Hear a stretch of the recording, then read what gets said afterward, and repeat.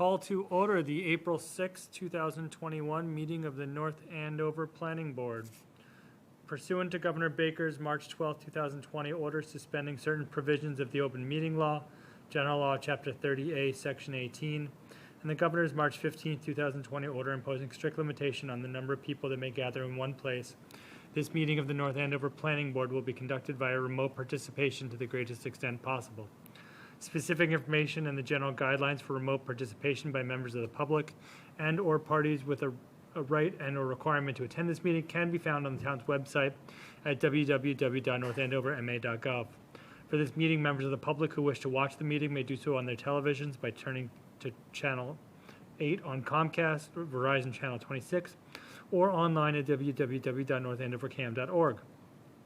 No in-person attendance of members of the public will be permitted, but every effort will be made to ensure that the public can adequately access the proceedings in real time via technological means. In the event that we are unable to do so despite best efforts, we will post on the town website an audio or video recording, transcript, or other comprehensive record of proceeding as soon as possible after the meeting. If any member of the public would like to participate in any public hearings, please email your question or comment prior to or during the meeting to Jean Enright at JENRIGHT@northandoverma.gov. The question or comment will be read during the proceeding and responded to accordingly. We have two members of the board, myself and John Simons, as well as Jean Enright here at Town Hall.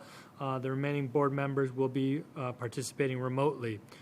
I will once again say that if you are not actively speaking, please mute your microphone to stop any feedback. Okay. We're going to start with 3 Great Pond Road. It's a continued public hearing that has been continued until April 27th, 2021. 0 Beechwood Drive, Stubblebine Company. Application for a site plan review special permit and parking reduction special permit under Article 8 Supplementary Regulations, Part 1 Off-Street Parking and Loading, Part 3 Site Plan Review and Article 16 Corridor Development District of the North Andover Zoning Bylaw. The applicant proposes construction of a self-storage facility. Proposed use will include a 3-story, 90,000 square foot building, 30,000 square foot footprint with associated parking and landscaping. Pursuant to Governor Baker's March 12, 2020 order suspending certain provisions of the open meeting law, and which is General Law, Chapter 30A, Section 18, and the Governor's March 15, 2020 order imposing strict limitation on the number of people that may gather in one place. This public hearing of the North Andover Planning Board will be conducted by remote participation. Specific information and the general guidelines can be found on our website. For this meeting, members of the public who wish to watch the meeting may do so on their televisions by tuning into Comcast Channel 8 or Verizon Channel 26, or may go online at www.northandovercam.org.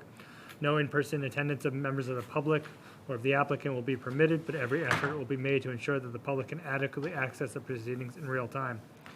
If we're unable to do so, we'll post a audio or video recording, a transcript, or other comprehensive record as soon as possible after the meeting. If any member of the public would like to participate in this public hearing, please email your question or comment prior to or during the meeting to Jean Enright at JENRIGHT@northandoverma.gov, and we will address the question or comment accordingly. Okay, Jean, can you tell us where we stand with this application and this public hearing? Sure. So since the last meeting, revised plans have been submitted that address all outstanding stormwater comments as well as department review. The project requires a notice of intent with the Conservation Commission. The hearing opened on March 10th, so they have not closed yet. They wanted a sense of the planning board's status with the project. Final stormwater peer review comments have been received and all outstanding issues have been addressed or have been conditioned in the decision that has been provided for the board's consideration tonight. For tonight, the applicant submitted photos of other storage facilities and a waiver letter requesting a waiver of the required fiscal impact and community impact analysis, and a request for modification to the design standards to allow for a 20-foot drive aisle for 2-way traffic as opposed to 25 required. In addition, the applicant submitted a request to withdraw the parking reduction special permit application as it has been determined it was not necessary. The building commissioner has confirmed 26 spaces are provided where 23 are required, and I suggest that the withdrawal be approved without prejudice. Okay. could we see some of those pictures? Sure, so they're displayed on the screen tonight. So everyone should be able to see those, and we can scroll through them. And if the applicant wants to speak to them, they're on the line. Okay, so that top one was where, Salem, New Hampshire? So the top one is Cube Spot in Salem, New Hampshire. All-American Storage in Methuen, and you can see to the right there, there's some storage units as well as the office area. This is Cube Smart in Haverhill.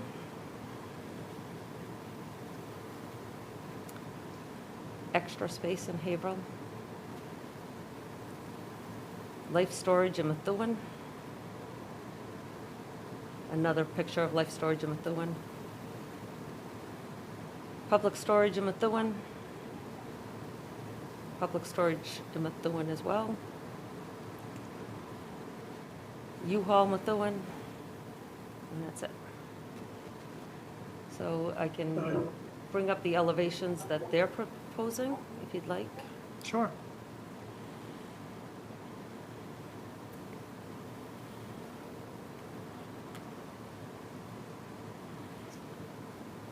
So it looks like what they're proposing is close to what that first picture was.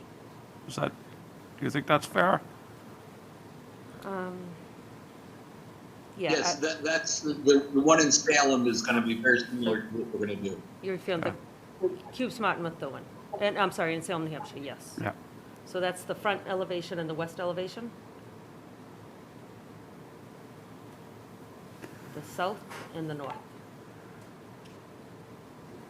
Mr. Chairman, Go ahead, Mr. Duval. thank you. The purpose of the pictures and the elevations was just to show that there's a very wide variety of appearances for self-storage facilities, from the very mundane to downtown urban to what's proposed here and shown in these elevations. You are correct that the closest of the pictures that we submitted is the Cube Smart in Salem. And I think this is certainly at the more attractive end of self-storage facilities.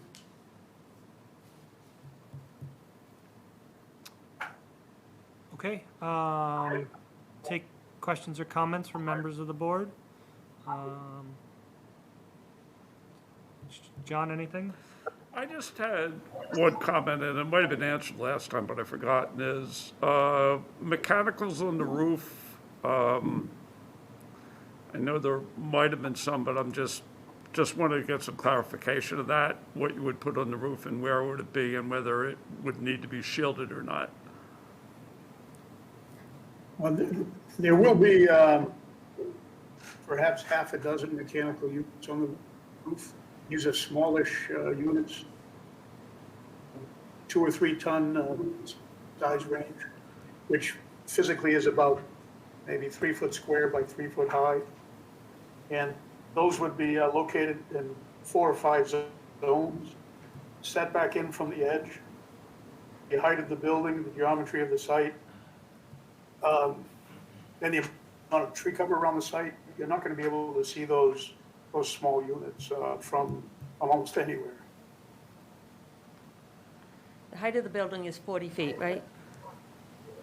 Yes. So if you picture a 40-foot high building in these 3-foot cubes, let's say they're at the third points of the roof, and let's say 5 or 6 units at the most, they're not going to be visible from any vantage point.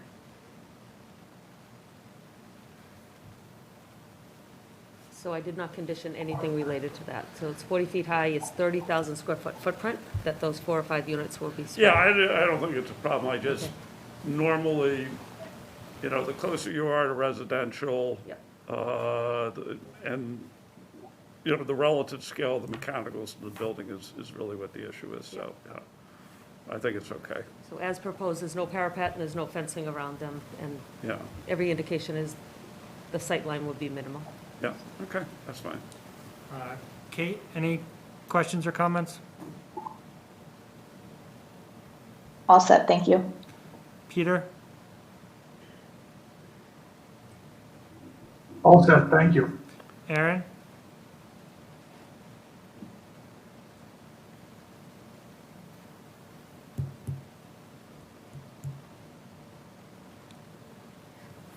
Kelly? No comments. Is Aaron here?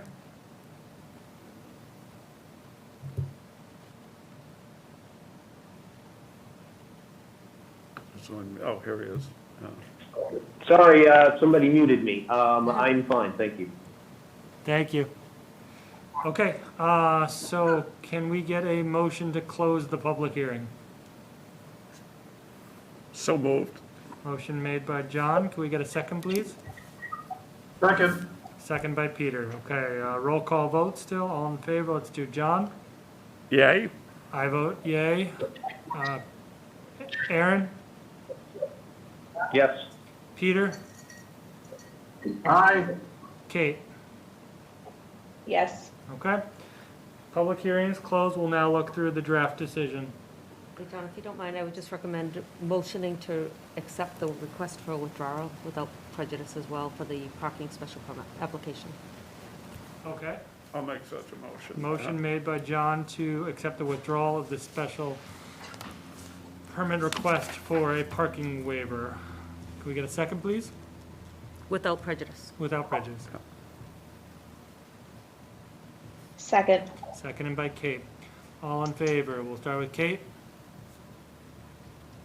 Yes. Peter? Aye. Aaron? Yes. John? Yes. And I vote yes.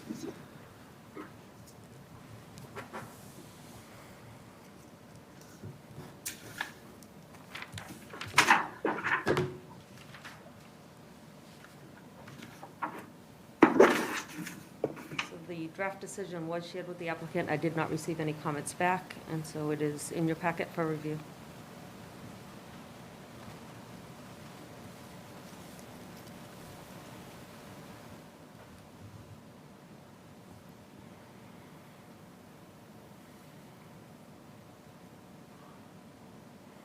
So the parcel total is approximately 2,086 acres. What page are you on? I'm on Two. page 2.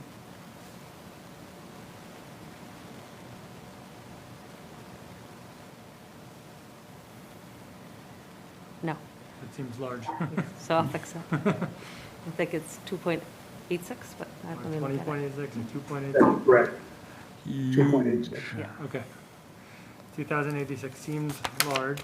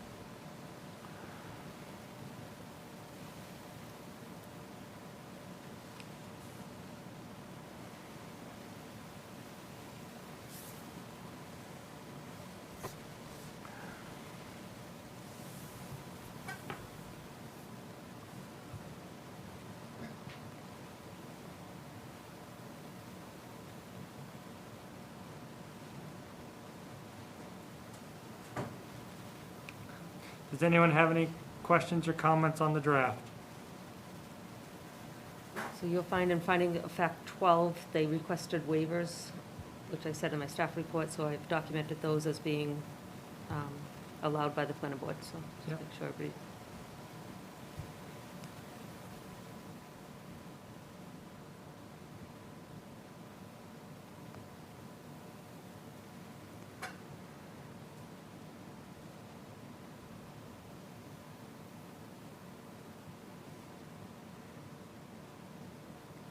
And the stormwater report did condition some action prior to land disturbance or a building permit, and they've been incorporated. Excellent. But there's no conservation, right? They are before conservation They as are well, before for a notice of conservation. intent, yeah. Okay. So they'll have to deal with that. Okay. And they wanted a sense of the planning board, and I told them we likely would close tonight. Okay.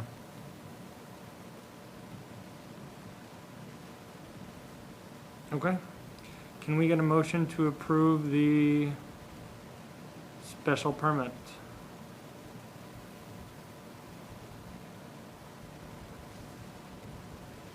I guess as amended. Yes, I'll make a motion to that effect. Motion made. We get a second, please? Second. Okay. All in favor, we'll start with Aaron, Yes. Peter, Aye. Kate, Yes. John, Yes, and I vote yes. That is approved. Does that include all waivers? Are we all set at this point? Yes. Yes. Okay, thank you very much, Mr. Chairman and members of the board. Thank you very much. Okay, Thank you very much. moving right along. Thank you, folks. Appreciate it. Annual town meeting zoning bylaw amendment, articles, planning board report. Are we good to go to that, Jean? Yep. Okay, so we're going to give our, well, we'll see if there's any additional comments on each of these articles. Assuming, after that, after taking any additional comment, any additional questions, we're going to vote on each of these for what our recommendation is, so that that can go into the warrant. And then the Board of Selectmen can also make their recommendation, and these can go ahead to town meeting. They have all had the requisite number of public hearings, and probably more than we've needed, just to make sure that there's been enough time for input. Okay, Table 2, Summary of Dimensional Requirements, Corridor Development District. Jean, have there been any additional comments? There have not. Any members of the board wish to make any comments? Okay, Business 4 District, add personal service establishments to permitted uses. Any additional comments? Jean, any new comments come in? No. Downtown overlay, historic mill area, subdistrict A, add personal service. Have there been any additional comments? There is not. Okay, any members of the board want to comment? Water protection district, any additional comments? There is not. Any board member comments? Sign bylaw, any additional comments? Any members of the public make any comments, Jean? Nope. Okay. So unless someone wants to vote on these individually, I plan to vote on them all together. If there's one that someone has any strong feelings about or may vote against, let's take it out so that we could talk about it, but otherwise I'm gonna vote on them all together. I don't think there's been any members of the board that have spoke against any of these bylaw amendments. Okay, so can I get a motion to recommend favorable action on summary of dimensional requirements, CDD2, Business 4 District, add personal service, Downtown Overlay District, add personal service, Watershed Protection District cleanup, and the sign bylaw? so moved. Motion made by Mr. Simons to recommend favorable action. Can we please get This a is Aaron, I'll second. seconded by Aaron? Okay. Aaron, I'll ask for your vote, please.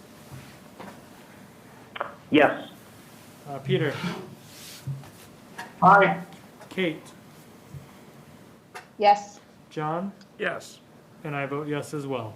So favorable action recommended on all 5.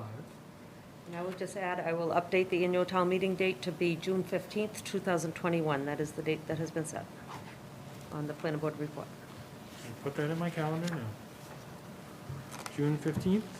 June 15th, 2021.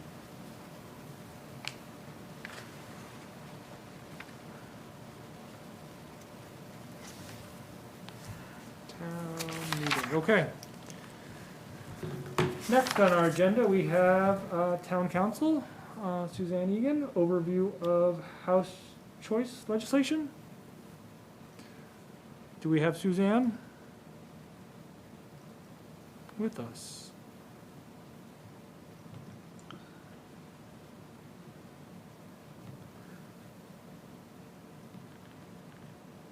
I don't see her yet. yeah, I thought she was It's not going. Eton, the feedback's gotten really bad.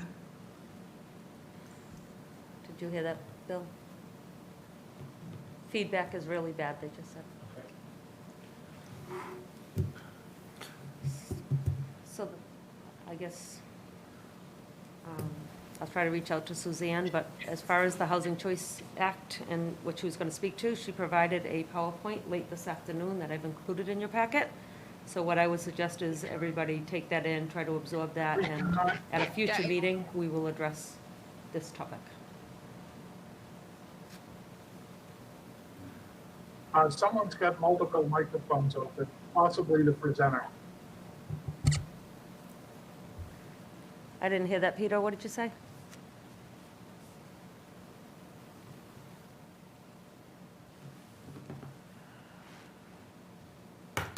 All right, how are we doing now? It's not great. I'm just curious It had why, been fine. Yeah, it was fine until you actually brought up the presentation, whatever, something that happened at that time period made it bad. It was completely fine until then. okay, well, let's see what we got for now. So we don't have Suzanne, so we'll move forward, I guess. If she comes in, then we can jump back. Okay, so House choice legislation, she did provide some PowerPoint, so let's look that over, and then we'll talk about that at a future meeting. Unless she comes on, then we'll jump back to that. Planning Board report, annual town meeting warrant article 3 and 4, authorization to accept and grant easements. Anybody have any questions or comments about that? That's something we do every year. Okay. Annual town meeting warrant article 9, transfer care and custody of land surrounding the Stevens estate to Conservation Commission. Jean, can you tell us a little bit about that? Yes, so this proposal, as you know, when we purchased the Stevens Estate property back in, I think, early 90s, the plan was to protect the land around the watershed, and so this proposal separates out land to be protected under a conservation restriction with care, custody, and control with the Conservation Commission themselves. And am I correct that this was, this or a similar proposal did go before town meeting previously? It did, and it was a little bit complicated, and so it actually was not approved to be put in the CR. So this, again, reintroduces conserving that land. And I think this board voted in favor of that previously, but I know some questions came up about some of the lots and the drawings and, It got complicated with what was being proposed for the use of the Stevens Estate at the same time. That was the problem. okay. And so. Well, I know that's why it got voted down, but I remember also there being some issues with, it wasn't drawn exactly the right way. But I think it had to do with the fact that the dimensions of the carve-out were not clear. Right. I think in this time, we don't have that issue, so it should be clean. Okay. It'd be a great piece of business to take care of, so we can ensure that it is protected. And Suzanne has Yeah. just joined, so if you have any questions for Suzanne related to this, she can help. Peter?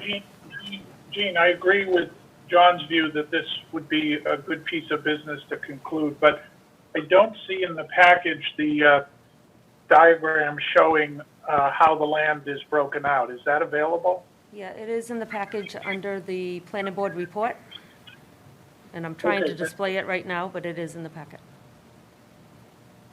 The link for the planning board report to the non-zoning amendment articles.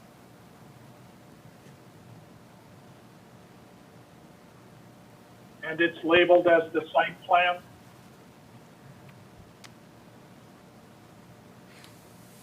Yes, it's labeled SET0877 site plan. Okay, and so 137 acres go to conservation and then 16 acres remain for the Stevens Estate, is that about right? Yes, Okay, good, I'm all set, thank you. Sorry, I wasn't able to find that. that's okay. But I am now sharing it, Peter, so if that helps, Oh, I've got it, but yes, Okay. that's the one I was looking at, thank you. okay. Okay. Any other members? Just one question, Gene. At the very top of that picture, up near Mad Maggie's, what is that wedge of land up there? I just can't really make it out. Mad Maggie's. So that's just, See, there's, it's an abutter reference. Something Osgood, 999 Osgood Street, and then book and page. okay, it's not part of the conservation land. No, it's abutting property. Okay, thank you. I'm good. Thank you for those questions.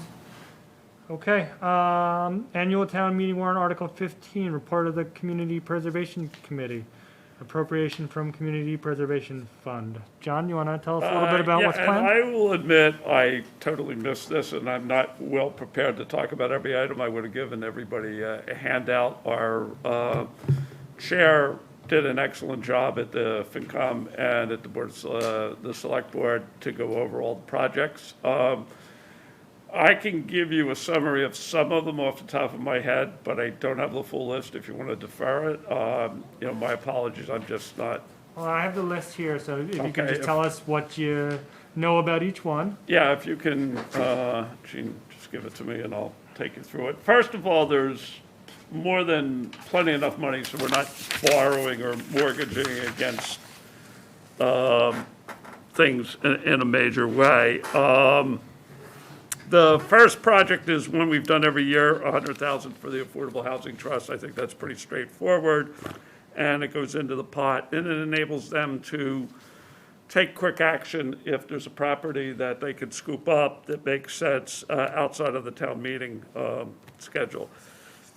The second item, the Broad Street School Memorial, is, if you remember a few years ago, we actually funded some money for that, but it was before it was completely thought out how we wanted to do it, and they've gone back and figured out better at this point exactly how they want to do it and put it together, and there's some additional cost associated with that.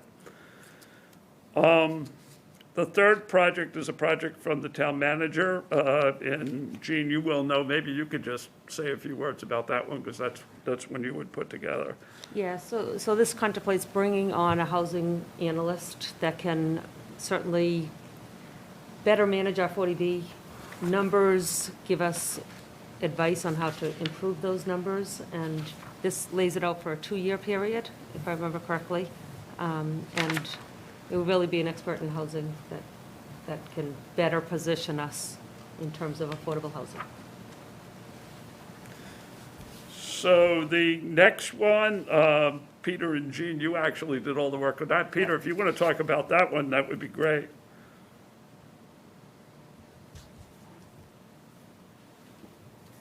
Yes, sure.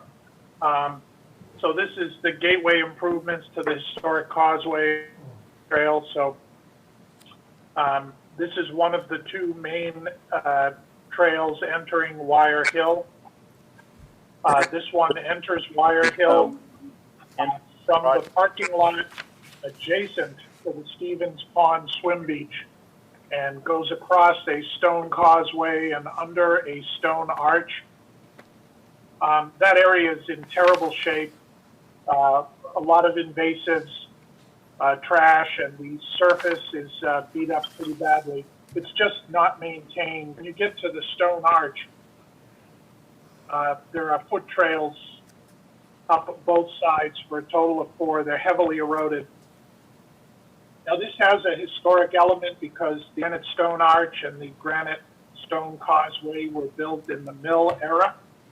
That's a very important recreation and open space component because it's one of only 2 main access points to Wire Hill, and of the 2, it's the only one that provides level access, which provides an opportunity for folks who cannot manage the hills. And so this is to improve that area of the trail, and to also match what the trustees often do, which is, called the gateway experience to the property, that, if it looks better, people tend to take care of it better. And so I think it could also have a really helpful effect on the chronic trash problem there, and dog waste problem as well. So that's what that proposal is. And Eitan, since I worked with Gene to put that in, I think I may want to recuse myself from the vote on the CPC projects. Does that make sense? I don't think you need to. I mean, John's our representative from the CPC. Okay, I mean, you can. I'm not sure. I'm not sure it's going to matter, but yeah, just to make if you're more comfortable that way, that's fine. It's probably good practice. Okay. Yeah, I mean, I have an interest in that project. Obviously, no commercial or financial interest, but Right. since I put it together, perhaps I should recuse myself from just this CPC vote. Okay. For the appearance of a conflict, we'll recuse you from that. Okay. If Eitan, if I could just add to that, because we're going to come up on another line item for the North Andover Rail Trail Phase 1, which runs above that arch. And so Peter did allude to there's some erosion. There's 4 paths actually up to that rail trail that people historically have just made man-made trails in 4 different points near this arch, and they're severely eroded. And so this contemplates putting in some kind of rail trail steps up to that. And so they kind of dovetail into each other, and it would be a great amenity if we could kind of sync the 2 of these projects together. That sounds good. Though I always enjoy trying to find a different way up there from under the arch. It is kind of a challenge. Yep. Okay, and then John, it looks like we have just additional money to the affordable housing preservation, to the housing authority. It's the next phase of their master plan for that. And the last phase of the playground master plan, the last 2 schools, the Thompson and the kindergarten, I believe, are the next 2, and then we'll be done. The last one on the list, the Ridgewood, that's actually pretty exciting because there's 2 pieces to it. One is the next phase of their master plan, which they've really carried off very successfully over the years. But the second part of it is very interesting, is they've been asked by the church to take over management of the second burial ground. And actually, their plan is to make it of the same quality as the rest of Ridgewood, which I think is great. They can leverage the resources and capabilities there. So that's a nice governance change, So that's basically it. So it was, I think, a good job by the committee this year. There were a few other projects that were proposed that we didn't end up doing. Nothing, I think, that was sort of highly contentious in that, but, I think the projects that we got were, I think, very well thought out and prepared. This is probably, I think, the quality of the presentations was as good as I've ever seen, so, very well done. Fantastic. Okay, so why don't we do this? Why don't we vote on Articles 3 and 4 and 9, so the accept and grant easements, as well as the care and custody of land surrounding the Stevens estate, and then we'll vote separately on the CPC. So could I get a motion to recommend favorable action on Articles 3, 4, and 9? So moved. Motion made by Peter, I'll second. second by John. Okay. We'll start with Kate. Yes. Peter. Aye. Aaron.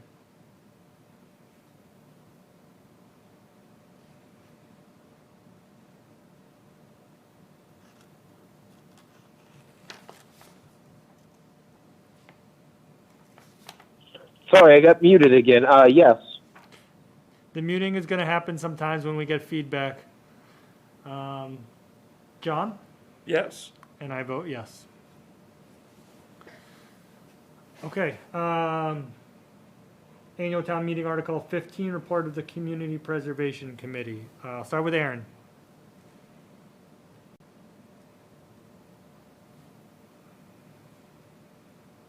I'm sorry, is this Article 15? Yes, please. Can we get, Well, we need a Casey, motion. can we get a motion? I'll make the motion. Motion made by John. Can we get a second to recommend favorable action? Second. Second by Kate. All right. Aaron, we'll take your vote. Yes. Peter? Recused. Recused. Thank you. Kate? Yes. John? Yes. And I vote yes. Okay. All of those are accomplished. All right, I believe I saw town council has joined us. Is that correct? Okay, so why don't we go back to overview of House choice legislation? I apologize for being No? late this We- evening. We have plenty to do, no worries. Okay. So I have provided the board, I know it was sort of at a last minute, with a packet explaining the Housing Choice Act. And I think at this point, it might be best, instead of going through the entire packet with the board, is to leave that with you for your review and then schedule a more fuller discussion of the Housing Choice Law for another date, if that's Okay. acceptable. Okay, can you just kind of give us an introduction as to what it was and what it was designed for, so that we kind of know what we're looking at when we go through this? Like, where did this come from? What's the kind of Certainly. idea behind Yep. it? Certainly. So the purpose of the act is to provide more opportunities for affordable housing in Massachusetts. It's an amendment to the Zoning Act, which is Chapter 40A, which you're all familiar with. And what the act does essentially is it provides an easier, more streamlined, expedited method to amend zoning bylaws to provide for multifamily housing. And it also provides a reduction in the quantum of vote necessary for certain special permits and uses that are required as a matter of right, provided they have those aspects of multifamily housing contained within the project or the bylaw. Okay, and is this law in effect now? It is in effect now. It affects all projects that are currently in existence and for any town meeting that occurs. Okay, And the other critical piece about this is that it's not an opt-in law, but it does affect all municipalities other than Boston.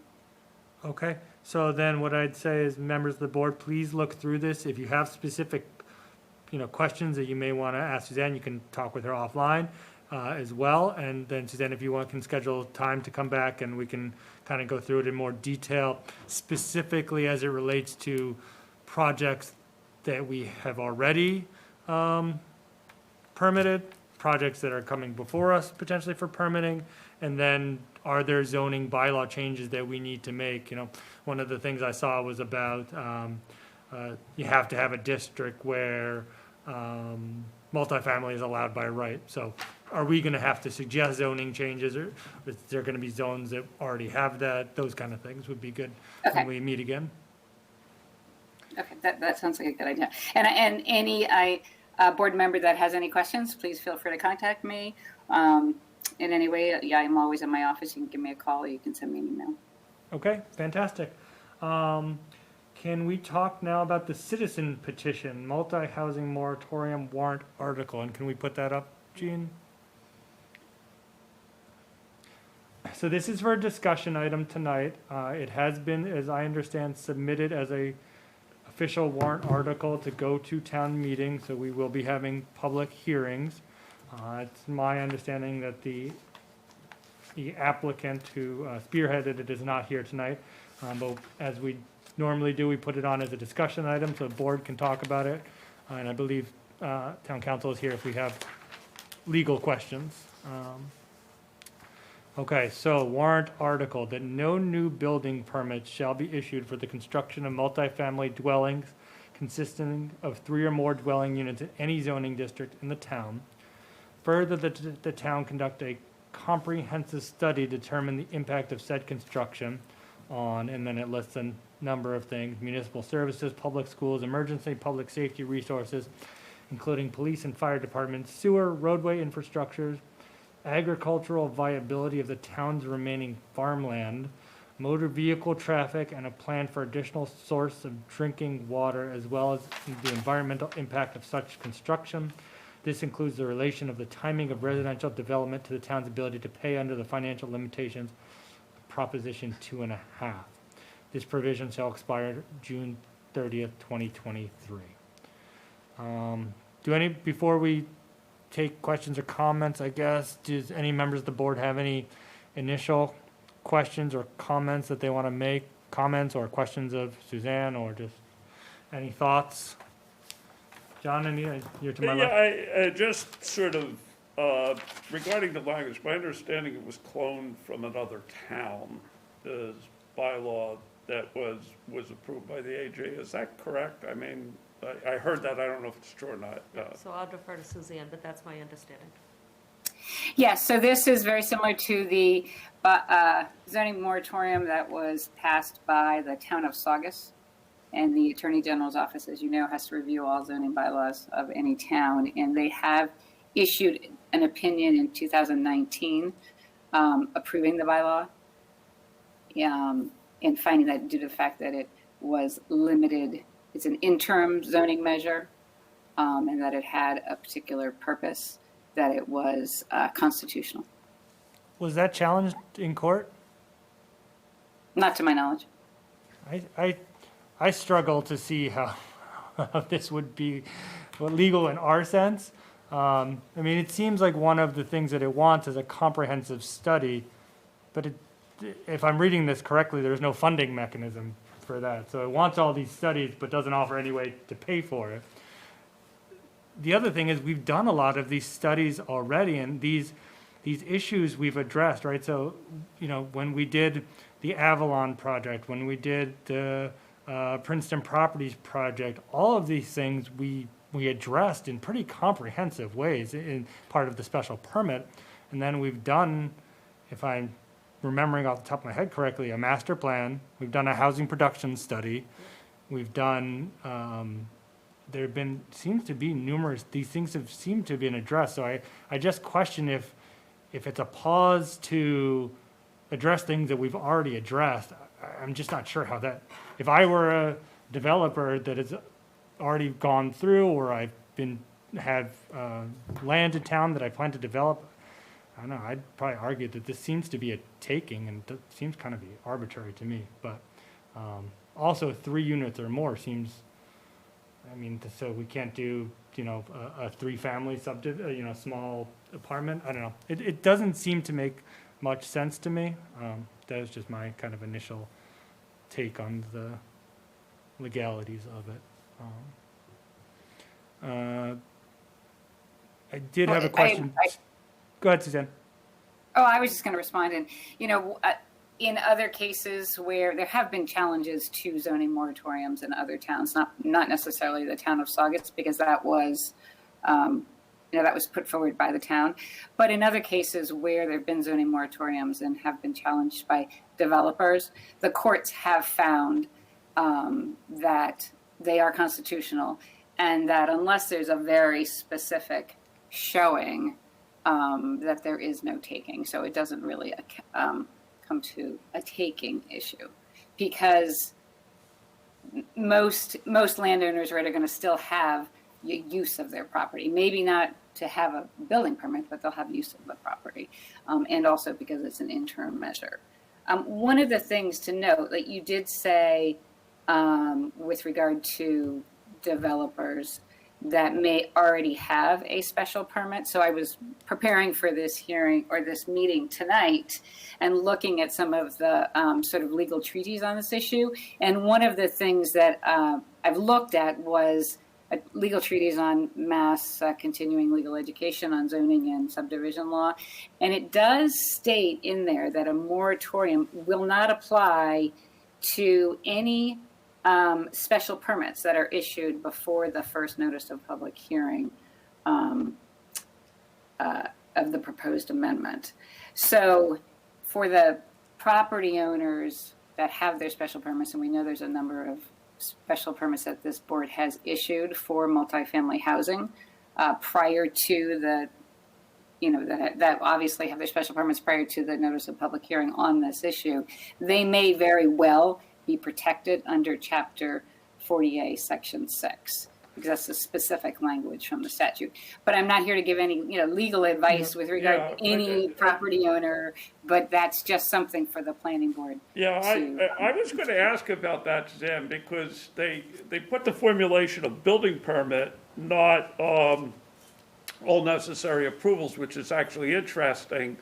I mean, obviously, the projects that we have in play right now, they could get around it by just pulling building permits, so it's, at some level it's moot, but it seems to me that there is a conflict in the language between, what I thought was, what you said was what I thought the rule was, as opposed to issuing the building permit itself. And I mean, I also had a question on that. It seems odd to have a zoning rule about building permits. Usually in our zoning rules, it's, you can't get the special permits or site plans and stuff like that. It's kind of weird to just see it as the building inspector is in part of the executive branch, and, it just seems odd that we're conditioning. Yeah, it's interesting that. because in the late 80s, which was the peak of the single-family boom in town, there was, a very substantial reaction to that, and it manifested itself in two ways. It's some of the zoning we have in place now about density and lot size was formulated then. And so in a few cases, developers went in and, basically if they submitted their preliminary plan before the approval, they were locked in for the 8 years if they went through with it. But the other thing that happened was that, the town was considering a moratorium on single-family houses because that was the issue back then. And what we ended up doing was putting a cap on the number, that you could only build a certain number a year. The funny thing is, by the time that cap was put in place, it was never enacted because the boom had passed and it never went up to that level again. So in hindsight, it was never needed, but that was a totally different way of dealing So with there the was a issue. growth bylaw and there was a phase development bylaw. Yeah, the phase development bylaw, Which had a yeah. sunset date on it, I forget what that is, but. Yeah. But you're right, back in the 90s and early 2000s, there were those type of bylaws that were instituted. Some other things that I was thinking about, yes, a zoning freeze could still apply too. If you put in a preliminary plan, and for subdivision, you can still do a zoning freeze.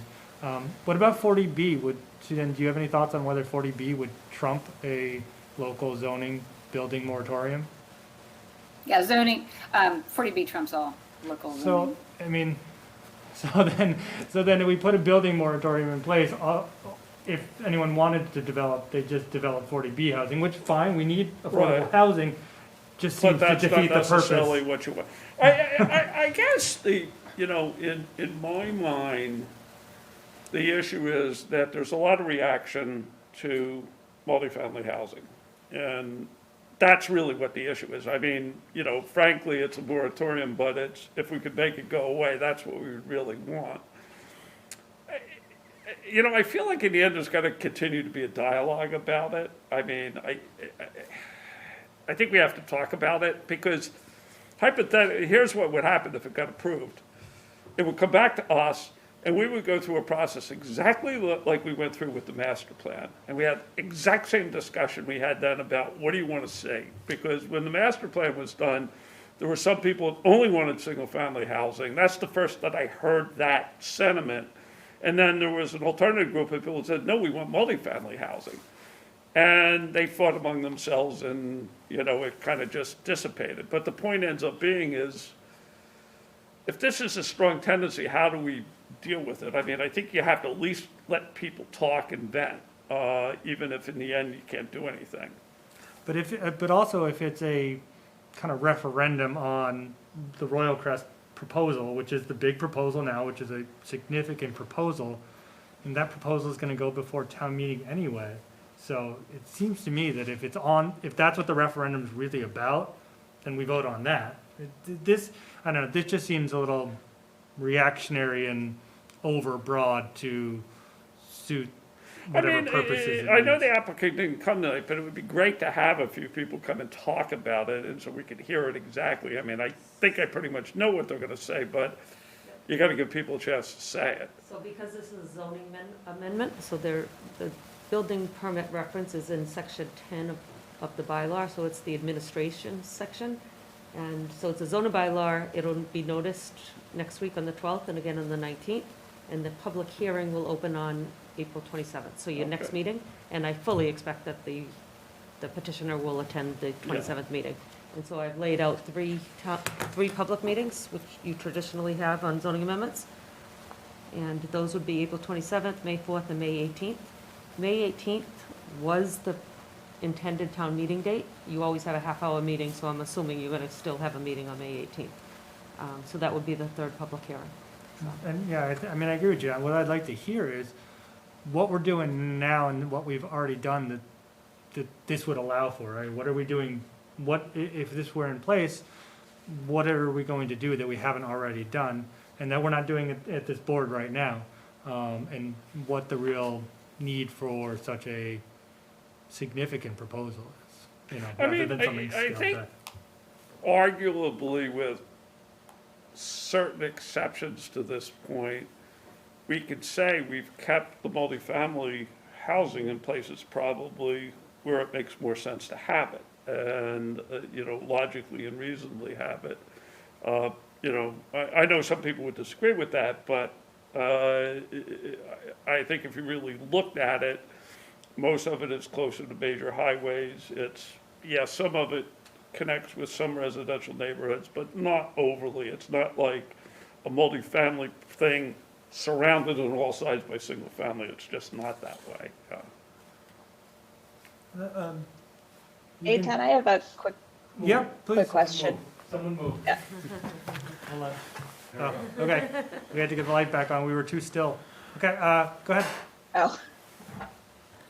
It's sort of tangential, but I think maybe it gets to the point of what they're asking with the comprehensive study, and I'm not sure I know the answer either, because we've had a lot of multifamily a couple of years, and they're looking for a comprehensive study. When we get the fiscal impact studies from all of these different applicants, are they taking into account those that have been approved but not yet built and permitted when they're looking at municipal services and public schools and public safety? Or is that based on what exists now? I think it's sort of just the sum of the impact that people are most concerned about is what I'm hearing. And not that a moratorium is necessarily the right answer, but I think that's important to know what information we're actually getting. Yeah, so I would agree, it's the aggregate of all the recent developments. So, I think I think it's mixed. From, sometimes we get ones that talk about the other developments, and sometimes they're singular. As I remember from Avalon, I believe they did incorporate other ones. I believe, we'll see what we get when we get the fiscal impact from Royal Crest. I think Princeton and Barry were more towards the beginning, so we may not have gotten that. But I remember with Avalon, we did talk about the impacts of, I believe it was units that have come on board and ones that plan to come on board in the next year or two. So it's been a mix. I don't know that we have a comprehensive database of, you know, how many kids have actually been added. As I recall, though, for each particular one, it's been under the number that's been projected, but I don't know that we have a total number. But Avalon, I remember, did incorporate both future and present. Do we have the authority to ask them to include a comprehensive count with that for Royal Crest or any future development going forward, or is that their decision? So I did provide the data of all permitted, not yet constructed, and permitted and constructed numbers to the peer reviewers. So I trust that will be in there. Right, so that was gonna be my answer. I think that's a question we bring up. If it's not in with the Royal Crest stuff, or even if it is, that's a question we ask our peer reviewer and say, okay, great, let's give us the numbers for this project. How is that gonna affect us considering the other projects? So I think it's part of a very fair part of our process already. Thank you. Good question, thank you. Kelly, anything? I'm just wondering how this intersects with what we just saw earlier, the Housing Choice Act of 2021, and if this is even, maybe this is the big question, if this is even possible based on what the Housing Choice Act shows. And I'm just looking at that now, so maybe that's a question for later when town council comes back, but trying to understand the intent and how these work together. Well, I don't know that, we can talk with Suzanne when we get back to the Housing Choice Act. I think you're right, though, that the intents are somewhat different, right? The Housing Choice Act is an idea to make it easier for there to be more affordable housing, specifically multifamily. And I think, as I understood from reading some of the legislative history, is that there's a shortage of housing in the Commonwealth, and that goes from Boston, and beyond, and that the many towns are hesitant to take on a share of multifamily housing because it does have some burdens, but the state is trying to make it easier, and this kind of does have the opposite intent, at least as it appears. Yeah, because I'm just trying to understand, because it seems that the Housing Choice Act isn't, from what I understand, isn't a choice for us. So we have to operate within that. And I'm just trying to see how this would work with that. Yeah, I mean, another thing to consider is this puts out building permits. It doesn't mean we can't, it doesn't say that everything stops. So theoretically, projects could line up and come before us and get approvals and then wait the 2 years and then all develop at the same time. I mean, I agree with John that it's a conversation worthy of definitely worth having, and we've been having it, but I struggle with this particular language as the way to go about it. But Peter?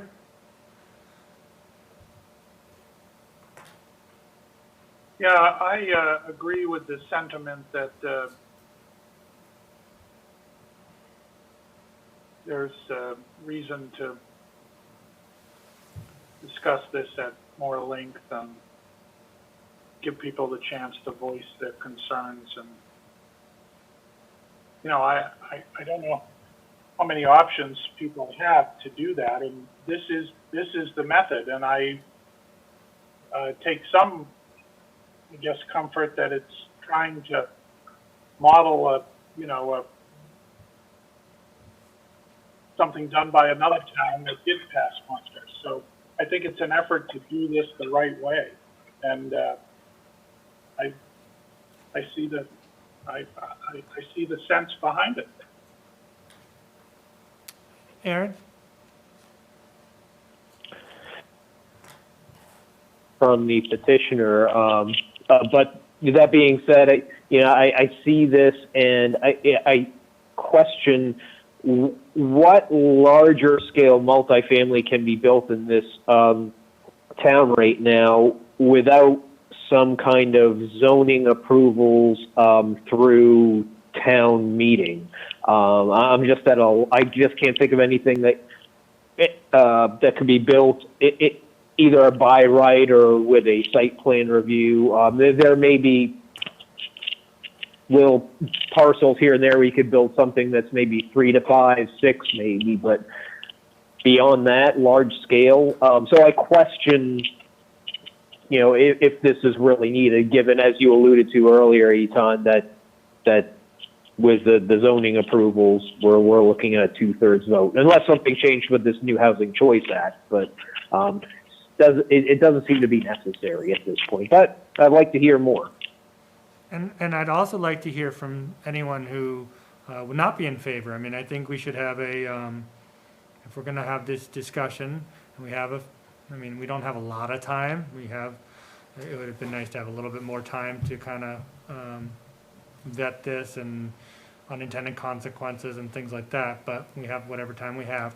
But it would be good to hear from those who may not agree with this as well, so we can get kind of all sides of it. So I encourage anyone who has an interest in this to provide us emails, and so that we can talk about it during public hearings. Okay, so let's move on to Royal Crest Estates. 1 and 28 Royal Crest Drive, Trinity Financial, Jim Keefe, proposed master redevelopment plan for the property. We have a couple of items on our agenda: update to building height and number of floors, update from zoning working group, analysis for the pedestrian bridge, responses to general questions or comments. So why don't we go in that order? So we'll hear from the applicant for the first couple of items. Obviously, members of the board, if you have questions or comments, jump in. And then we'll do similar to last meeting, we'll do responses to general questions or comments. Now, we have about 40 pages of questions, comments that are general in nature, which includes some responses from Royal Crest. So we'll get through kind of as much as we reasonably can tonight. I know last time we had 10 pages and it took a long time, so we may not get through all of it, but we'll do as much as we can. Whatever we don't get to tonight, we'll save for the next meeting, okay?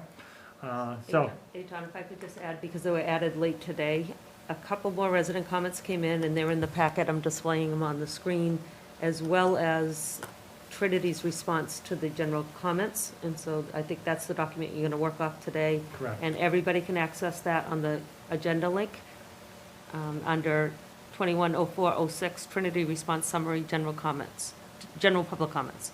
Okay, and if we could put that up when it's time. Yeah. Okay, so why don't we start with update the building heights and number of floors? Okay, so I requested this as a number of the comments were related to building heights, and we've had, I think the very start of this, we talked about building heights, and so I asked them to just make sure that what we presented previously is still intact. There are some minor changes, and so in your packet, I've provided an Excel spreadsheet that details the conceptual plan by block, the number of floors for each building, the height of each building, and the use for each building. And so that spreadsheet, as well as the corresponding plan, are included in the packet. Mr. Chair? Yes. Good evening, everybody. Thank you very much for letting us again sit in.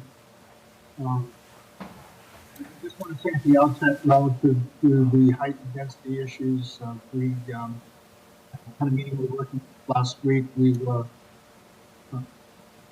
encouraged to go back and review our plans with respect to height and density. These are big issues for us, to say the least. As we know, they're big issues for many people who commented in the process in the town. We are hoping to confer with our partners at AIMCO to see how we can address some of these concerns. And we're hoping to have some suggestions and proposals in the next week to 10 days. Okay. Great. Update from zoning working group then? So I think Suzanne's going to provide that as well. Okay. Yes, thank you. So the zoning working group has been working diligently and meeting almost once a week on the proposed zoning bylaw and looking at going back and forth with the proponent to a certain extent, but really looking at the zoning bylaw and looking at it in terms of the existing zoning bylaw and the consistency with that. One of the issues that we're dealing with is the fact that what is proposed in the zoning bylaw, as everybody's aware, is it's an as-of-right permit for the plan, which means that the planning board, as they typically do, will not be reviewing the project for a special permit. So with that, that's taking away that discretionary review of the planning board and saying at town meeting, essentially you approve the portions of this plan as of right, and then the planning board doesn't go through that discretionary review. The other issues that we're dealing with are, as Mr. Keefe mentioned, is just the overall density of the project. And at our last meeting, we had that conversation that we really were looking for some response from the proponent that would decrease the density and show a project that showed more of the character of North Andover with regard to sort of the setbacks in the open space and those characteristics that are outlined in the zoning bylaw. And so we're continuing to work on this, and we're reviewing the bylaw with regard to the mechanics and also the substance of it. Okay, and just to be clear, so as to the plan aspect, this is going to be sort of different than we did with Amazon, where Amazon was, okay, we're just changing the zoning, they're still gonna have to come back for bunches of special permits.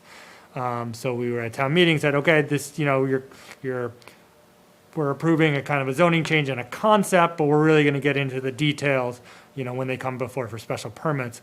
This is more, we're going to town meeting, and hey, town meeting, you're approving the project, and we're really getting into the details of the project, because if this is approved, then it's by right. If it's not approved, then it's not, but you're really voting on the project itself in addition to the zoning. That fair? Right, that's the difference. So, exactly. So in most of the times the zoning amendment comes to town meeting, that's exactly what happens. I think it also happened with the Minco project or the Princeton Properties project. There was zoning amendments that were put forward for a particular project that was maybe a height or some density issues. And always it's going back to, this is not approving the project town meeting. This is going back to to the planning board to review it, to have that peer review process, to go through the elements contained in the zoning bylaw and to exercise that discretionary decision-making process that a planning board does under special permit and also site plan review special permit, which then has the accompanying appeal process, which is under 48 section 17, that we go through that process also. And so this zoning bylaw is different than that, right? This is an overlay district that has specific plan that will be approved as of right. So there's no special permit process. You don't say, you're going to come back to the planning board, and the planning board is going to determine if this use as proposed is appropriate for this site, using its discretionary authority to do that. Yep. And also providing the proponent, if they don't like the decision of the planning board, to appeal that decision under chapter 4817, or having, and then the planning board, defending their decision in court. So we're providing certainty here to the developer through the town meeting process, and also to the planning board, to the town in its own process. So we've had discussions over certain components of this, and we need the planning board, and John and Aaron are on the working group, so we need them to weigh in terms of what would trigger a special permit. Could it be a hybrid approach? And I think the current draft as it stands now contemplates a restaurant greater than 15,000 square feet would trigger a special permit, or a retail building greater than 15,000 square feet could trigger a special permit. But the vast majority, what the proponents have requested and we're entertaining, is the majority of the uses would be as of right by plan approval, and thus a different approval process and a different appeal process. Yeah, I think I think you all put, I think it's tricky because we're talking two approaches, but there's actually sort of, I think, another nuance to be involved, is that there's a big difference between a use allowed by special permit and a special permit site plan review. Because frankly, in the former, the planning board has a fair amount of discretion, because they can, for good reasons, they can say, no, we don't think this use is appropriate in the location. Whereas site plan review, it's basically, we will approve this, but it's subject to some conditions that you have to do reasonable things. And unless you do something egregiously dumb, we have to approve it. My personal opinion is I'm still pretty reluctant to give up site plan review for most of the uses in this property. This is just me speaking. You could make the argument that if you look at all the uses in the property, you could possibly, for the townhomes, do something like that. But for the rest of it, I'm not comfortable giving up the level of scrutiny once something is approved per site plan review. I'm just So not. by site plan review, do you mean by special permit, which is what our bylaw is today? Well, or whether it says special permit, my point ends up being is I view a special permit that is basically a use that's not allowed by right, but it's allowed by special permit to be functionally different, fundamentally very different than site plan review special permit. Now, they both have the word special permit attached to them, but the standards and requirements are dramatically different. And So the plan review just removes the word site from that. So the plan review, what we've considered was carrying all the information requirements in site plan review bylaw into plan review, carrying the design guidelines in, carrying most of the information that you see in site plan review, it's just not by special permit. So special permit triggers. Well, the point ends up being is that the town meeting cannot be the end of this. That as someone goes forward with individual things, whether you want to call it site plan special permit or plan review, there has to be a rigorous process in public that people can talk about and deal with. That's really the point of it, at Yep. least in my mind. I mean, you could frame it as something different, but Yep, so it does- fundamentally, it does because envision- nobody is going to say, I like this, and just go ahead and Walk build the away, whole right. thing. Because they'll want to say, well, what's the planning board going to do, just to make sure that nothing crazy happens? Yep, so it does contemplate an application back to the planning board for plan review. They don't walk away and just go straight to a building permit in this environment.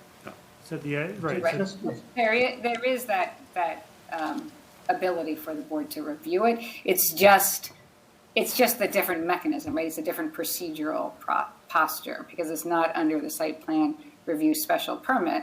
It's under the plan review. So it does go back to the planning board for the review consistent with the plan and consistent with the bylaw.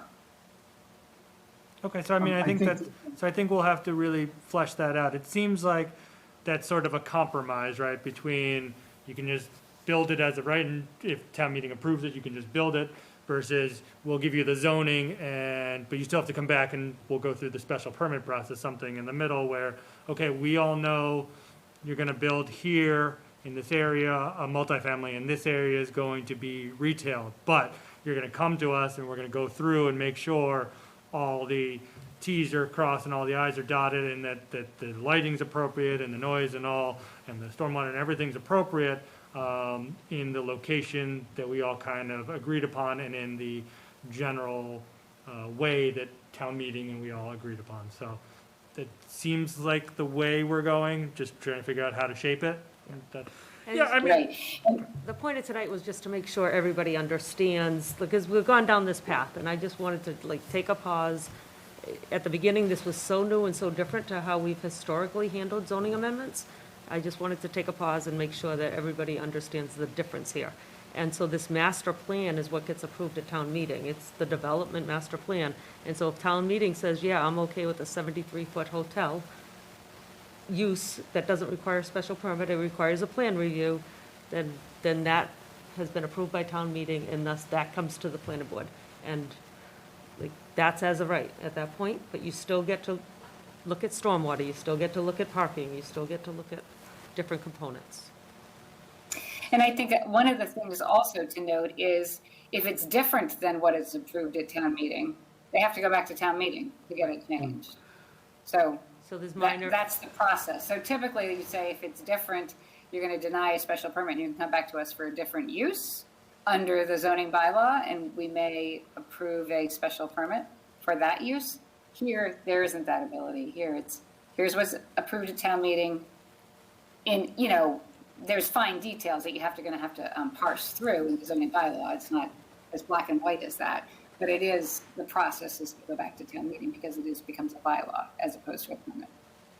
So there'll be specified minor changes versus major, and anything deemed major, for whatever reason, would go to town meeting. It wouldn't just be noticed in a new hearing, it would go back to town meeting. So in this matter, I mean, some of the bigger things we've talked about are building heights, density in terms of numbers of units or persons, parking, kind of traffic flow, Buffer zones. buffer zones, and just to name a few. So those kind of things really will kind of be fully vetted at the town meeting, and the town will have kind of more say in that than usual, it seems.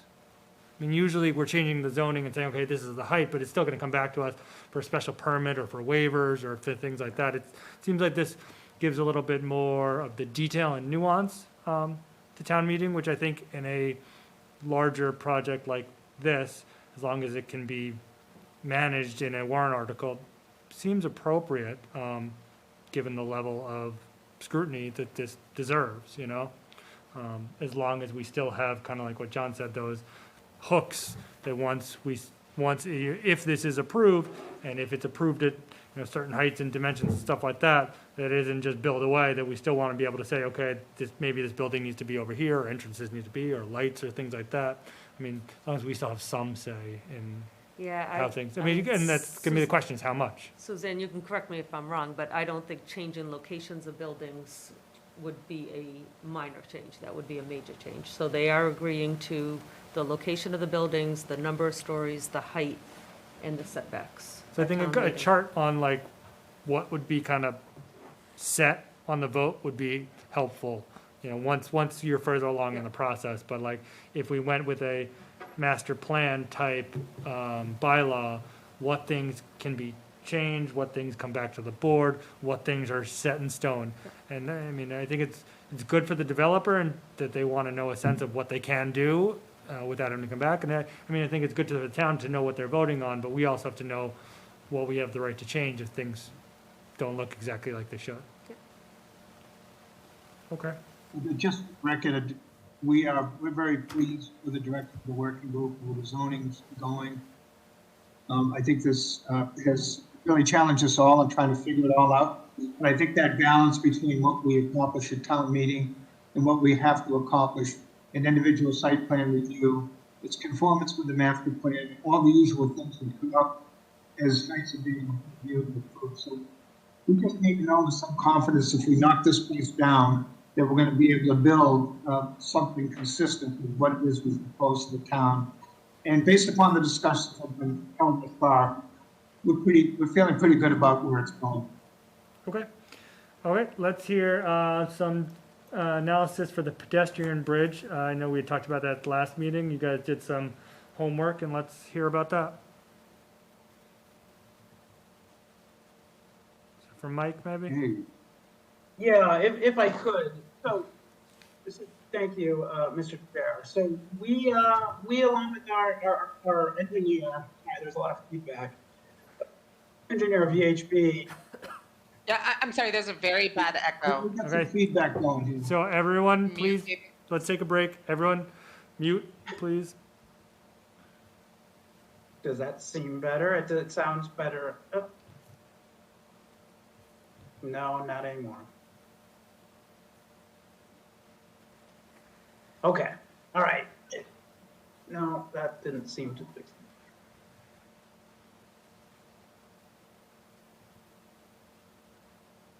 So, we still seem to have the echo going.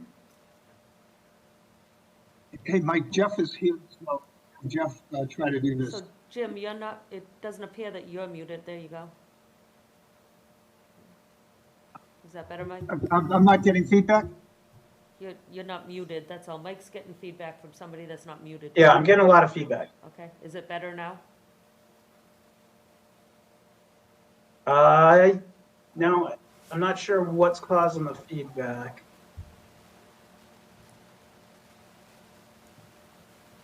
So we've got Jeff Ketteritz from VHB on the call, and we had enlisted them to do some homework. We had heard, some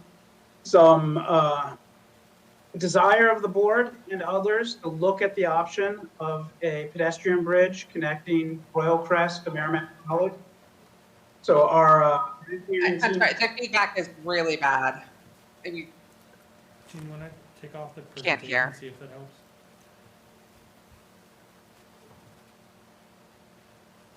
Yes, CAM meetings can't be muted. That's what we're using to broadcast.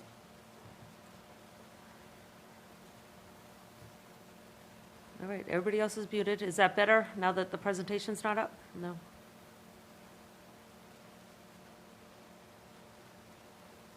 Is there somebody, is their computer too close to a microphone in the room or something? Is there interference from that? Usually they want the microphone closer, not further. So John, pull yours closer, mate.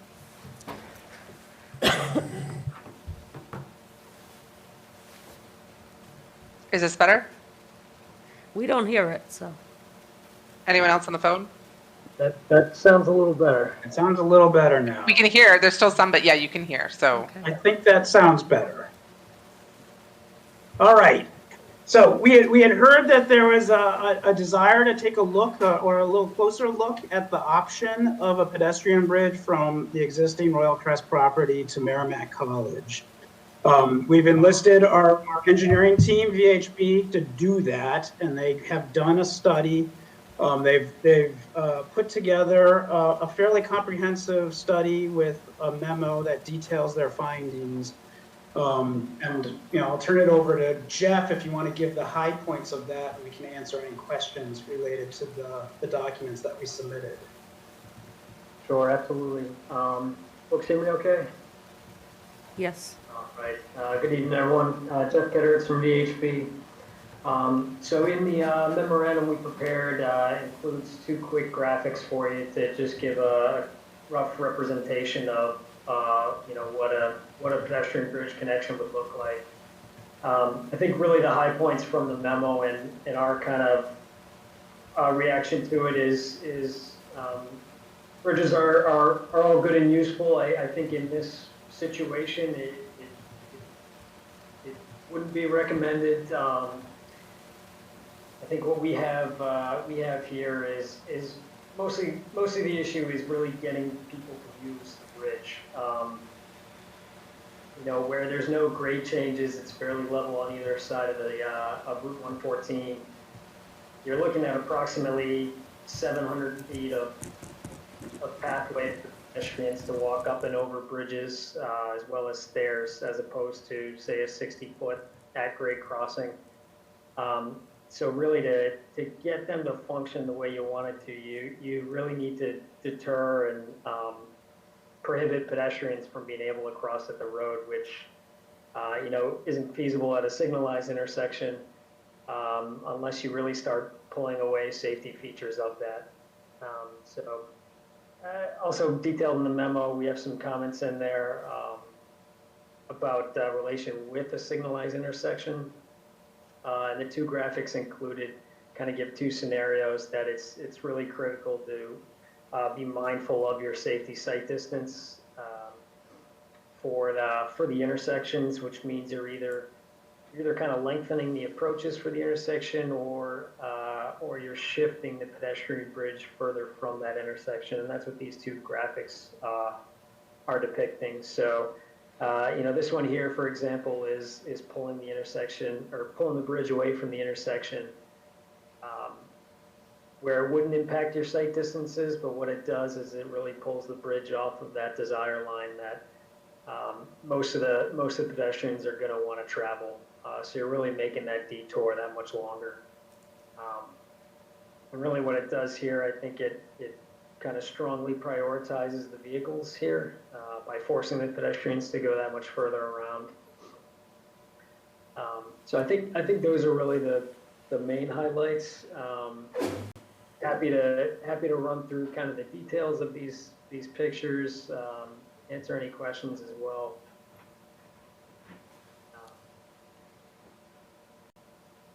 And I'll just add that we encourage the board's peer reviewer to review this memo and to provide any additional comments or feedback. And we'll also take this to DOT for their comment and input as well. So it's my understanding DOT will be prepared to come at the April 27th meeting as well. So I will forward this to them, and if they want to weigh in, and my suggestion would be wait to send it to our peer reviewer until their comments are received as well, so that they can hear both comments. Right? Okay. So, Any members of the board have any comments at this time, or do you want, or we can wait until we hear from DOT? I just have a technical question. I know you mentioned at the last meeting, and you mentioned tonight too in the comments, that the fact that it's level grade makes a difference. Can you talk just a little bit more about it, that if there was a higher grade or a sloping grade, is it physically easier to build something like that? I mean, I don't want to get into the desire path and the other stuff, but just, you know, from a grade perspective, is that usually something that makes the bridge easier to build? I would say it's probably a trade-off between an earthwork and a structural cost. So there's probably merits to both. But I think really the big difference and maybe where you were going before is if you are making up for a grade change, maybe they're not going through the 300 feet of ramp to get up on both sides of the road. They might be there already. So it would generally just be more of a direct route if they were already passing overhead. Okay, no, thank you. That's just what I was trying to understand, and that makes sense to me. Thank you. Anyone else? Yeah, this is Aaron. I just wanted to comment on this, that, I see the drawings that are put together, the memo. It actually makes a lot of sense, especially when you consider that there's going to be a signaled intersection in the location where there could perhaps be a pedestrian bridge. I just don't see a lot of utility. I think people are going to be lazy and use the pedestrian signals to cross the street, not a pedestrian bridge. But willing to hear more about it. I just don't think it has a lot of utility. Thank you, Aaron. Yeah, I think that to tack on, I think the other big part of that would be the design of this intersection, the way the signals timed would include a dedicated pedestrian crossings. It would likely include widened crosswalks areas. So it would certainly be a much more enhanced condition for the pedestrians at grade.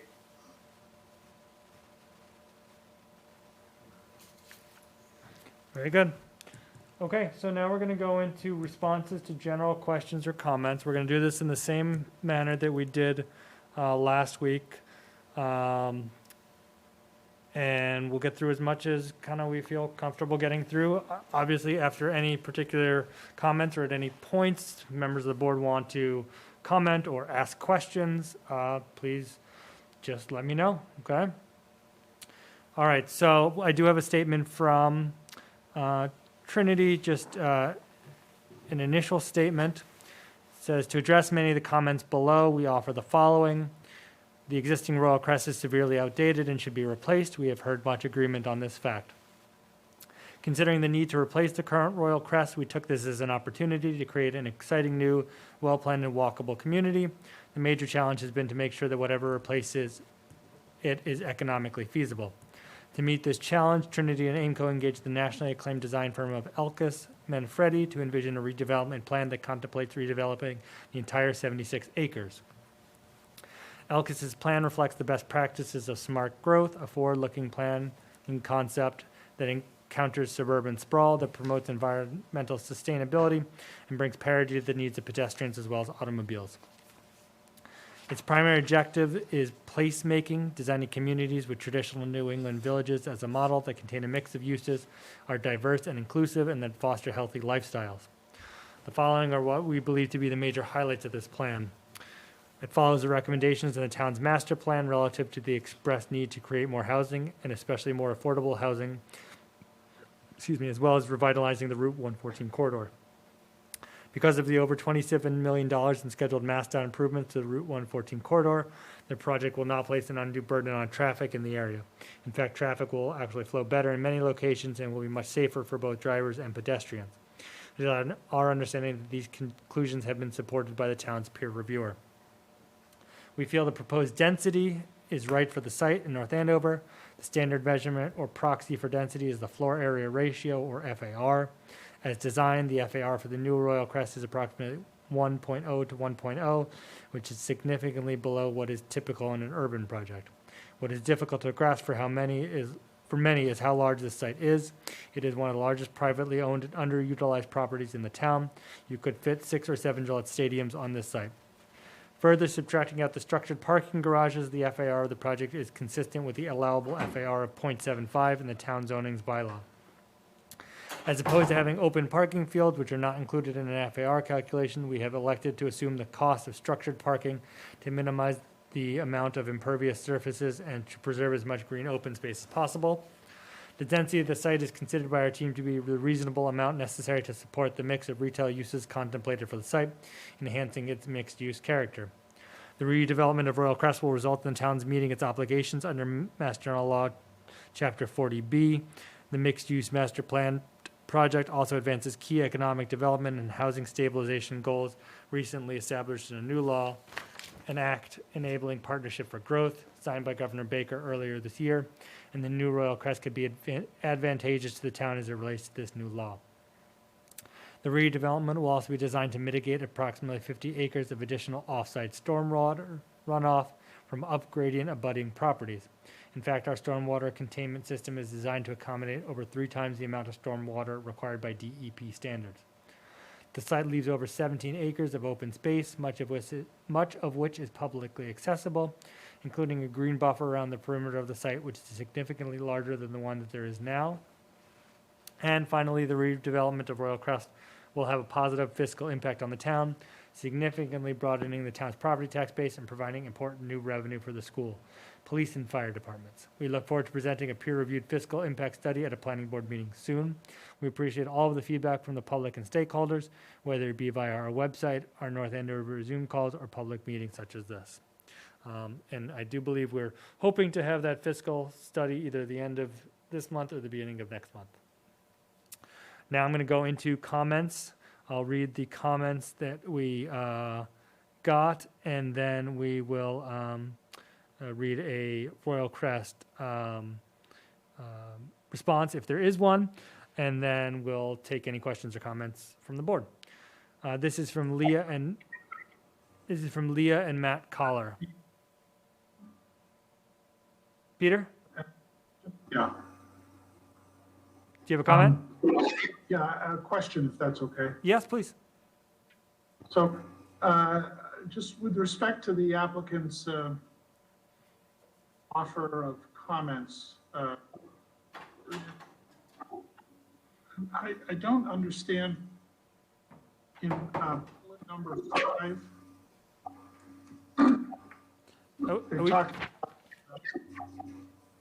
I'm sorry? Are we talking in like the preamble I just read? Yes. Okay. So in bullet number 5, they're, referring, I think, to the nationally acclaimed design firm Elkis, and the primary objective is placement. And the part I don't understand is using traditional New England villages as a model. Now, I understand that this proposal contains a mix of uses, diverse, inclusive, and I understand that, but can you just explain how this design fits a model of a traditional New England village? It seems like such a stretch to label what this is designed as a model of a traditional New England village. And it's just a brief explanation that would be helpful.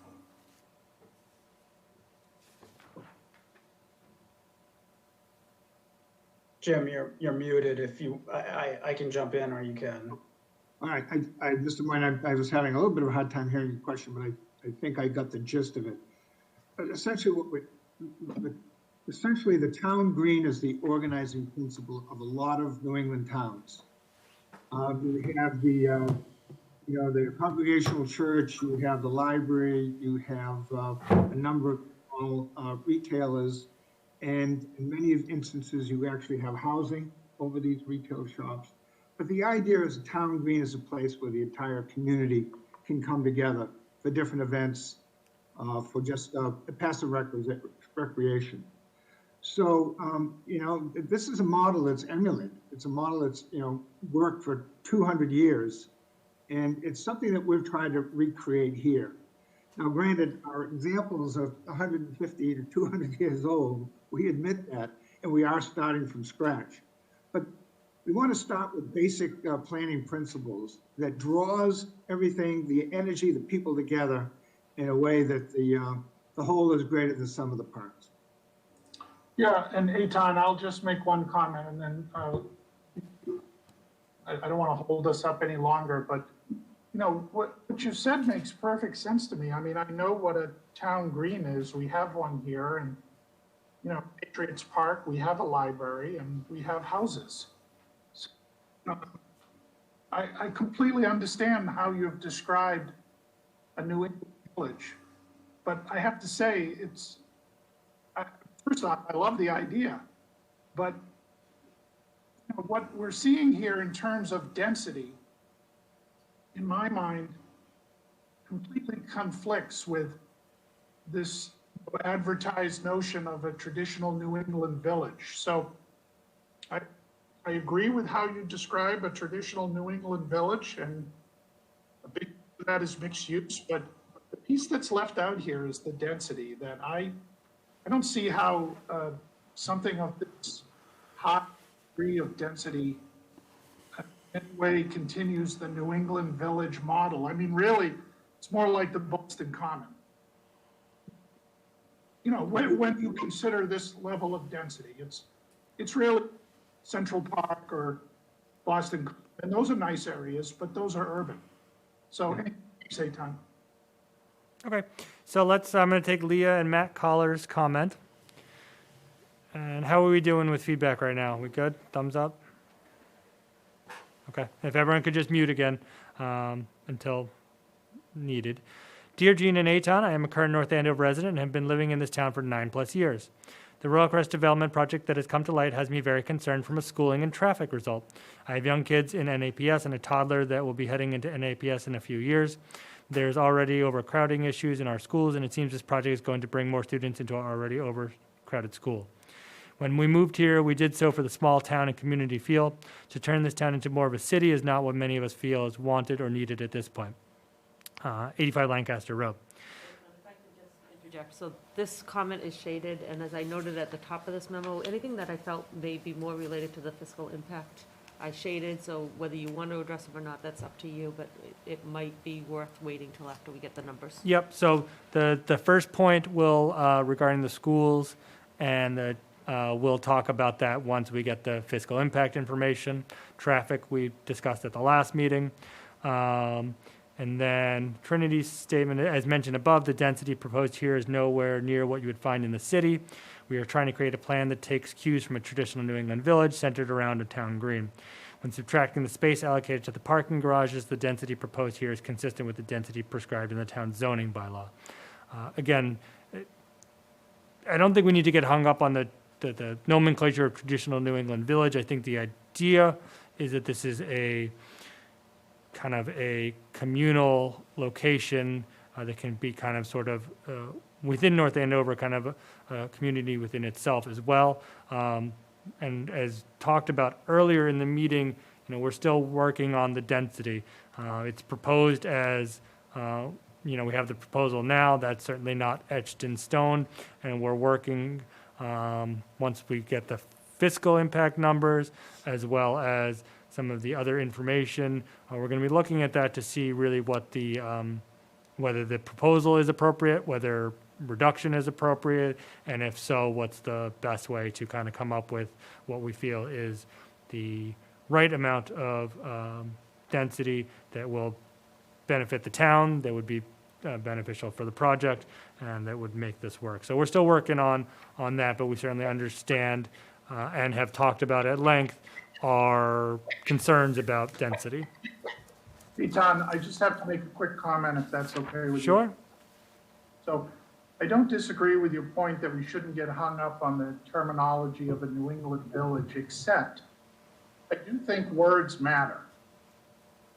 In this case, the term New England Town Village conveys something, and it conveys not only the mixed use that the applicant described, but it also conveys quaint and low density.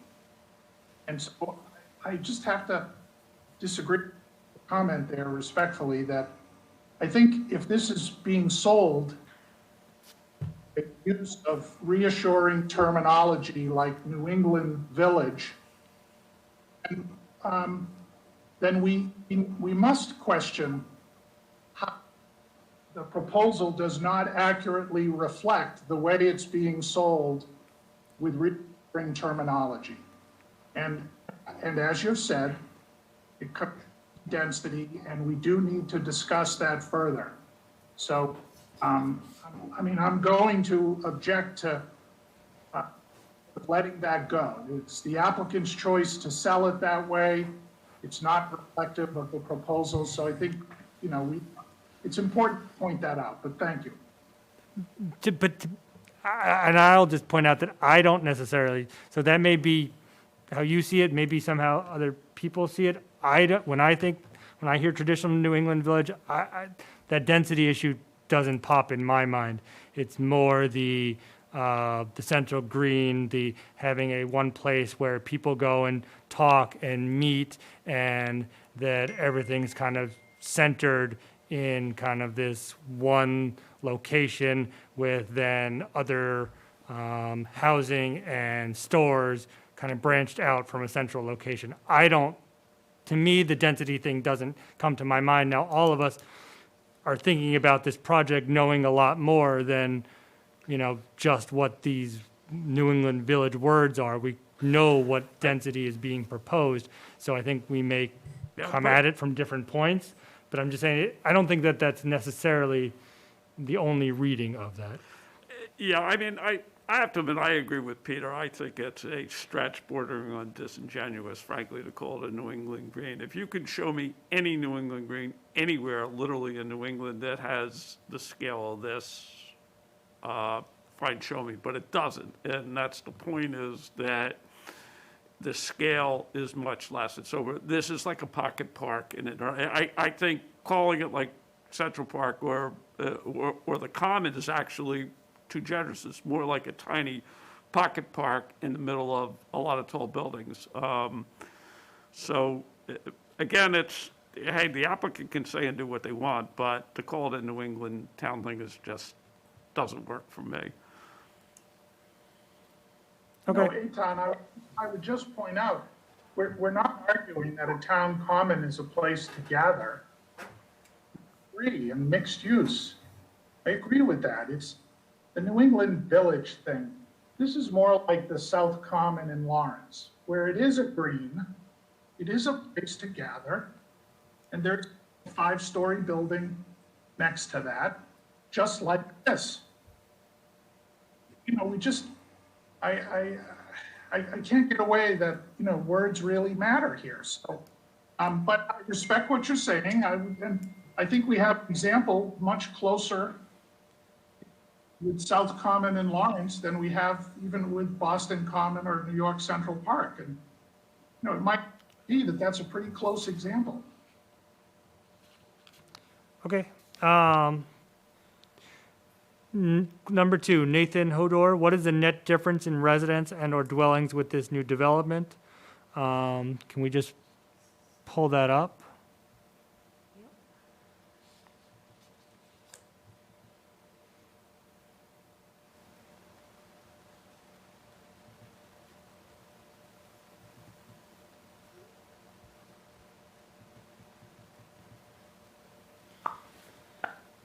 Okay, so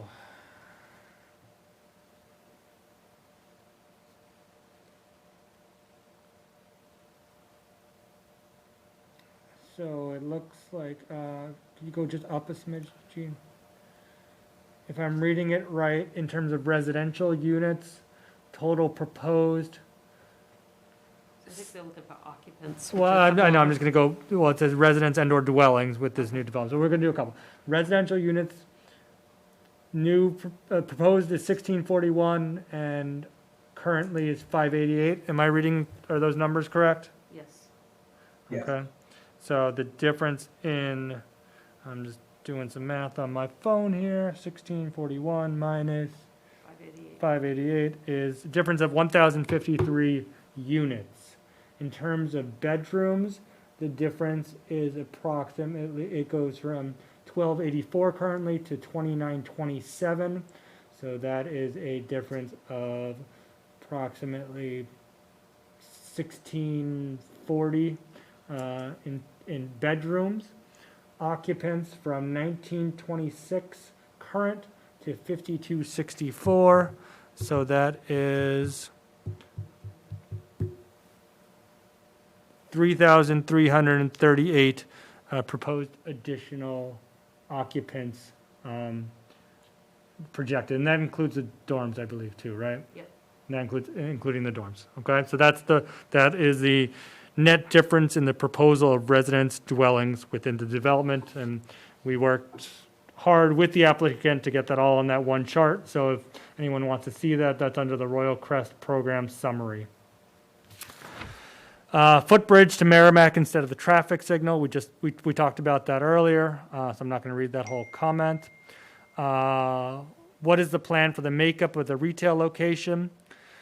It is early in the, this is Royal Crest, it is early in the process, and we have not yet settled on an exact mix of retailers, but we do expect the retailers to be locally focused and great additions to the neighborhood. We expect there to be a cafe, restaurants, and other complementary shops. We've received a lot of great suggestions for specific retailers, and we will be sure to take that feedback into account when we are at the stage of opening the retail space. Again, if we could mute, we're doing pretty well here, so if we could just mute, and I'll call on people as we need.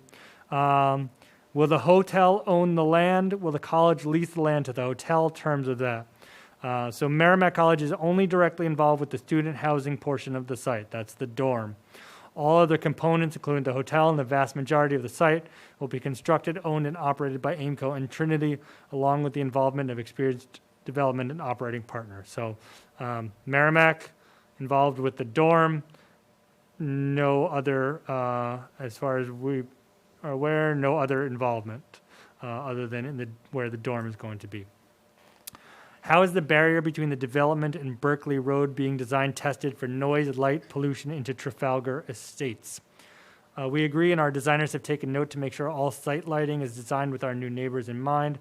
We'll orient lighting and noise sources away from our neighbors, keep all lighting below the height of the tree lines, and provide lighting only where appropriate for safety and security. Do we have a lighting plan yet?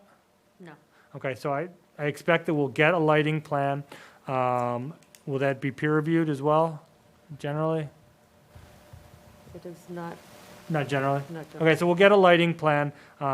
In the past with larger projects, and most projects now that have abutted retail, abutted residential, we've had criteria in our permits regarding lighting and light pollution and things like that. So we will certainly address that once we see the lighting plan, and to make sure that whatever is, if there is a project and it's approved, that the lighting is appropriate and meets the lighting plan. We've had pretty good success with that.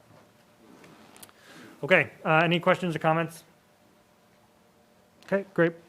John Waters, this is page 3. I've seen many comments that reference the recently completed town master plan, which imply that one or two sentences from the plan justify what people are doing. For example, it seems that people are saying we must have more retail because the master plan said so. I would like to make sure people are not taking individual statements from the master plan as absolutes. The master plan was developed as a plan and not as a new law in town. It was a collaboration of many town agencies, members of the master plan committee. I was one of them. Multiple town outreach sessions that had hundreds of people attend, and many comments from the public online. It ended up being a fairly large document with many great ideas that the North Andover could consider, but is not a law, not meant to be used as an absolute for people to justify their actions. I think that's a great point by Mr. Waters, that the master plan, if you pull out parts of it in small doses, can be used pretty much to supplement any argument, and it really needs to be looked at as a whole, and to understand that there are differing opinions. I think John talked about that earlier. There are differing opinions specifically about housing within the master plan. So just by citing the master plan, you're not going to satisfy everyone, because the plan itself has disagreements. So I think that's a good point by Mr. Waters, and I'm going to continue on reading. Related to Royal Crest and tying it to the master plan, a few statements. Retail commercial development. The public in general seemed to be asking for more retail commercial development in town, but I believe most of that commentary was associated with the ability for retail commercial development to generate tax incomes that town could use for the community and also lessen the tax burden on residents. I don't believe the public was asking for more retail to have more convenient access to shopping, since we have an abundance of shopping within 20 minutes of our town borders. I point this out since I have seen some concern that the Royal Crest development will pull retail from other established parts of town and leave retail commercial space vacant, which could actually lead to a drop in tax revenue and not an increase.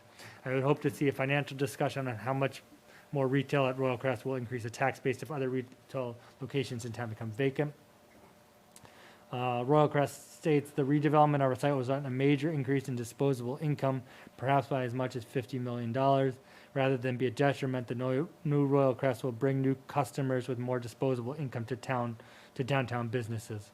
So I take that's a statement that with more people living there, that those people would shop in town. Is that fair, is what that's stating? Yes, that's correct. Okay. All right. Housing was number 2. Housing was another heavily discussed issue in the master plan process. The cost of housing and access are challenges that there didn't seem to be great answers for. The general theme of the public did seem to be that people wanted more housing choices for younger people to enter the community and older people to be able to stay in the community. But that was balanced by a very large concern about the school population, especially at the middle school. I don't have a great answer, but I want to say this because the developer makes comments that affordable housing options are needed in town, as stated in the master plan. But they do not continue the discussion to say the town residents are very concerned about the school population increase and crowding. There is a balance, and it would be good to have a list that shows the number of students in the school system associated with larger developments in town. No need for individual student names, of course, just something that says the Compass Point developments on Turnpike Street currently has 10 kids in K-5, 6 kids in 6-8, and 9 kids in 9-12. I would think the school system could help with that based on an address list that comes with school enrollment.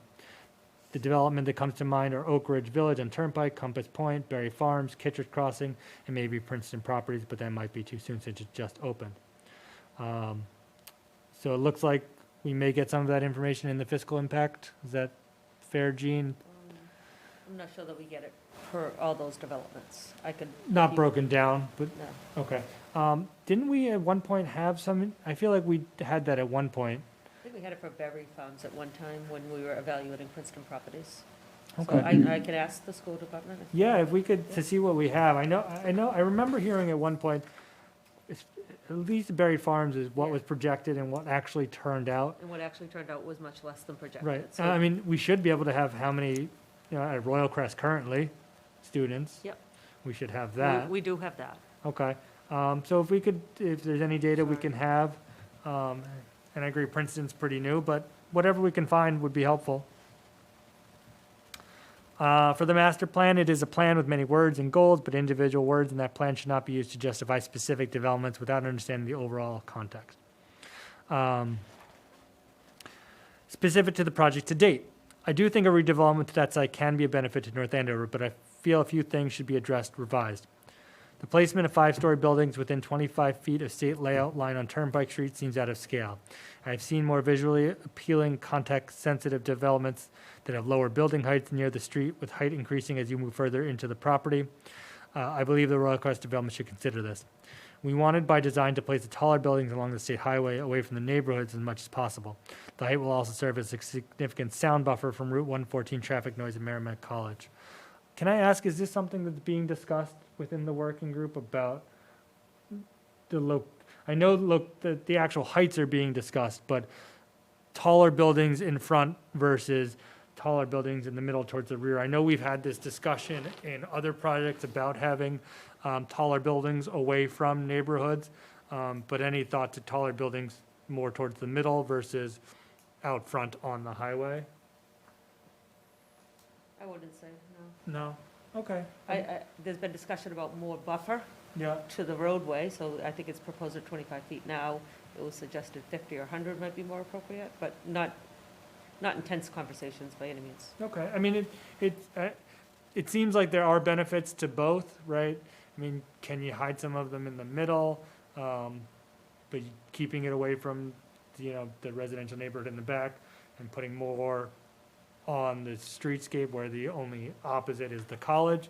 There's some, I can see some benefits to that, but also You the know, height. you you've seen see them. that phenomenon more practically in urban centers where they build, really, we're talking 30, 40, 50 tall, but they keep the first 4 or 5 stories close to the street to maintain the old-fashioned streetscape. And they've done that really well in Boston, I think, but, you know, we really haven't gotten into that here. Okay, Uh, okay. I will say, though, there are 5-story buildings planned in the middle. So if you look at this, G1 is a 5-story, Yeah. and then E1 is a 5-story. The Merrimack dorms, the legs of them that face the Village Green are both 5 stories. Are And those then the they, blue? yep, and then they transitioned to 4 and then 3, and that was the intent of obviously, the townhouse is closest to the residential. So, I mean, right, so the 3-story townhouses and stuff, all closest to the residential is, Then 4-story in the middle is the 55 plus and some townhouses. right, so I mean, the 3-story is more consistent certainly with what we've done in other projects. And what exists today. And what exists today, yeah, the question would be, you know, some of those 5 stories in front, could they be 4, could they be moved, you know, shifted with 4s or 3s, but, okay, I mean, there's a lot of balancing being done and, you know, But even along the front, it's 4 stories, 5, 4, 4, Right. 5. So, and then there's some 5 and 4s behind those, at the narrowest part of the width here of those lot, the depth. okay. Okay. B, the street side appearance of Turnpike Street would be significantly changed by 5-story buildings that close to Turnpike Street. Over the years, developments along Turnpike Street have been worked through with the town to have an aesthetic appeal with landscape buffers from the street to the developments. And it doesn't seem like this development has those features. Examples are the stone walls and mature tree plantings at Staples, Eaglewood, CVS, even a bit by Walgreens and Petco. The office buildings across from Bertucci's are older but are still set back from the street with a stone wall. And Merrimack has their building set back with landscape, a white fence, and ornamental lights.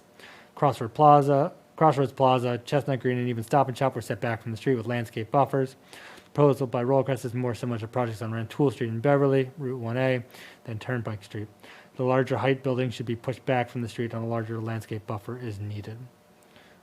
Okay, and so we are talking about the landscape. So the current setback on Route 114 is 100 feet. A lot of those developments that he's referring to, including Rural Crest, were, I assume, prior to that. And so the only exceptions are the commercial corridor development, the CDD, which all those houses are essentially on the street, so. Okay. The current zoning in North Andover has many footnotes and references of setbacks being used as effective visual buffers. This Royal Crest development would essentially be some small grass plants with a few trees placed every 50 feet surrounded by concrete sidewalks and 5-story buildings. That does not seem like the intent of a visual buffer. We have taken great care, this is a response, we have taken great care to provide a significant landscape buffer around the perimeter of the site, actually increasing the existing buffer by over 75% in our new plan. We intentionally located our taller buildings along Route 114 where the scale of the street and its relationship to Merrimack College is more in context. We have a highly skilled landscape architect engaged that will ensure the landscaping throughout the site, including the frontage of Turnpike Street, will be engaging, appropriate to the town, and beautiful. Sorry for the many words here, but it's really hard to participate in the public meetings when there is no public chat functions and no video feed to see what is being presented. Hopefully we can get back to in-person public engagement soon. Thank you for listening to me and sharing my comments with the planning board, and thank you for all the projects you work on in the town. John Waters. Thank you, Mr. Waters. And we are also hoping that as we move forward and as conditions approve, that we may be able to have more availability for public discourse. So we are working on that, looking into that, and just really keeping an eye on conditions to see when, if, and how that may be possible. Fair, Jean? Fair. Okay. Lynn? This is a big improvement in itself, so. Right, we're taking steps, and hopefully, especially within, as people get vaccinated, as numbers hopefully go down, as the weather gets better and we can do more outside. We're working on different options, because I agree that this discussion is harder to have without being able to have the back and forth. But we're doing our best. All right, page 5, number 4, Lynn Jacobic. I'm gonna go with Jacobic. I am Lynn Jacobic, and I own 2 properties on Berkeley Road. I reside at 105, and my son's family resides at 57. I have lived on Berkeley Road for 40 years. I was distressed when I first learned about the proposal for this redevelopment of Royal Crest through a speculative post on Facebook. I deem the massive scope of this proposal to not be not feasible, and thus not a serious threat to the safety and welfare of our abutting neighborhood. I grew angry when I learned that the proposal has been submitted to the planning board and under the board's consideration in meetings since September 15, 2020. Yet, as an abutter, I never received the notification that all abutters are entitled to. I believe that there has been a grave lack of transparency, and I fear that Inco and Trinity Financial are pushing their project forward during the pandemic when public attendance at board meetings is impossible. Virtual meetings are not a suitable remedy. At the very least, abutters should have received notice and any accompanying plans and documentation. This has been the customary procedure when past Royal Crest projects were being considered. I also believe all bordering neighborhoods and the town's population in general should have better access to information and input about large-scale developments that will forever change the nature of our town. I believe the purpose of the planning board is to select appropriate projects for economic development that will preserve and protect the safety and tranquility of our town. The priorities of Inco and Trinity Financial are increased profits for themselves and their investors. It is the planning board's duty to protect the welfare of our town and citizens. The Royal Crest project poses great harm to both. So just on that, there's not a public hearing yet, so we haven't set out a butter notice, correct, Jean? Correct. As we do when that's legally required, but we have been trying to be as proactive as possible in discussing this as much as possible and presenting the information, and we have certainly encouraged on many, many occasions the applicant to do so, and that's why we continue to talk about it at each meeting. And obviously the planning board's role here right now is to talk about potential zoning amendments and to hopefully only put something forward if we believe it's in the best interest of the town, and so that's what we're working on. And I would just, as a reminder, there's a website on the community development webpage related to this development. All meetings are posted, the recordings are posted, minutes, agendas, materials that are submitted. Our agendas get posted with links to everything the board gets, the public can have access to. And you can follow our agendas on our homepage by subscribing to agendas. Lynn Jacobic, Part 2. I am also aware that the proponents have engaged NextGen, which I assume is a communications public relations firm, to handle outreach.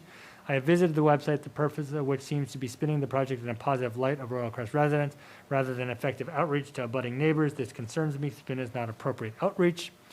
Comment from Royal Crest: because of COVID-related limitations, NextGen has been a valued partner assisting us in reaching out to the public. So far, we have engaged through our website and in virtual meetings over 3,000 residents.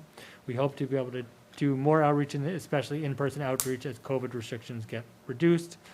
We have also discussed this at previous meetings, Lynn, that we feel that fact-based and informational outreach is the best for everyone involved. All right, I'm going to go to Jeffrey Arleck. This is number 6. My name is Jeffrey Arleck, and I live at 14 Berkeley Road, North Andover. I live there with my wife and 2-year-old daughter. I bought my home about 10 years ago after redeploying from Iraq. When I first purchased my home, I never imagined a development of this magnitude dropping in my backyard. I'm writing you this letter because of major concerns I have about this development, which overall I am not happy about. My primary concern is safety and security. As it stands, Royal Crest has major issues with B&Es, breaking and entering to motor vehicles. Increased influx of residents will add to this problem, and it will bleed over into our neighborhood. The North Andover Police Department is a small department. With their staffing, will their staffing be augmented to have increased patrols of the area? In addition, there will be a need for increased staffing to deal with the significant increase in calls for service because of domestics and the various retail crimes that take place in misuse developments. This issue is addressed within the peer review fiscal study, which is still being worked on. The study utilized data from the North Andover Police and Fire Departments, as well as from existing comparable properties and communities comparable to North Andover. So that will be discussed in the fiscal impact about any impacts on the police department, as well as fire.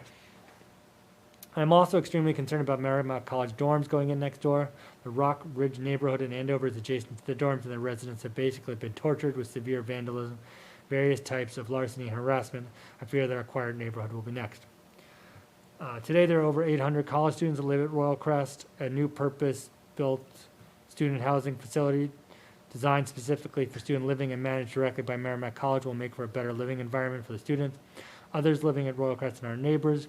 We expect that at future planning board meetings that Merrimack will be invited and given an opportunity to fully explain its plans for the new student housing, as well as answer questions. So that's certainly something that I would like to hear at a future meeting about how the dorms will be run, who will be in charge, who students call for issues, who neighbors call for issues. I don't necessarily know that the increase will, as kind of alluded to, will cause additional problems, but we'd like to at least talk about that, and that is in the plans, correct? They're slotted for the May 4th meeting. Okay, slotted for the May 4th to talk with Merrimack, so we will be certain to address issues such as this, as Mr. Arlek raises, when we talk with Royal Crest on May 4th. Dr. Merrimack. Merrimack, thank you, thank you. Sorry, it's already getting late. As you probably already know, Berkeley Road is commonly used as a cut-through. With significantly increased traffic, there will be more speeding issues and traffic on the streets where our kids play, changing the overall residential environment of our neighborhood. This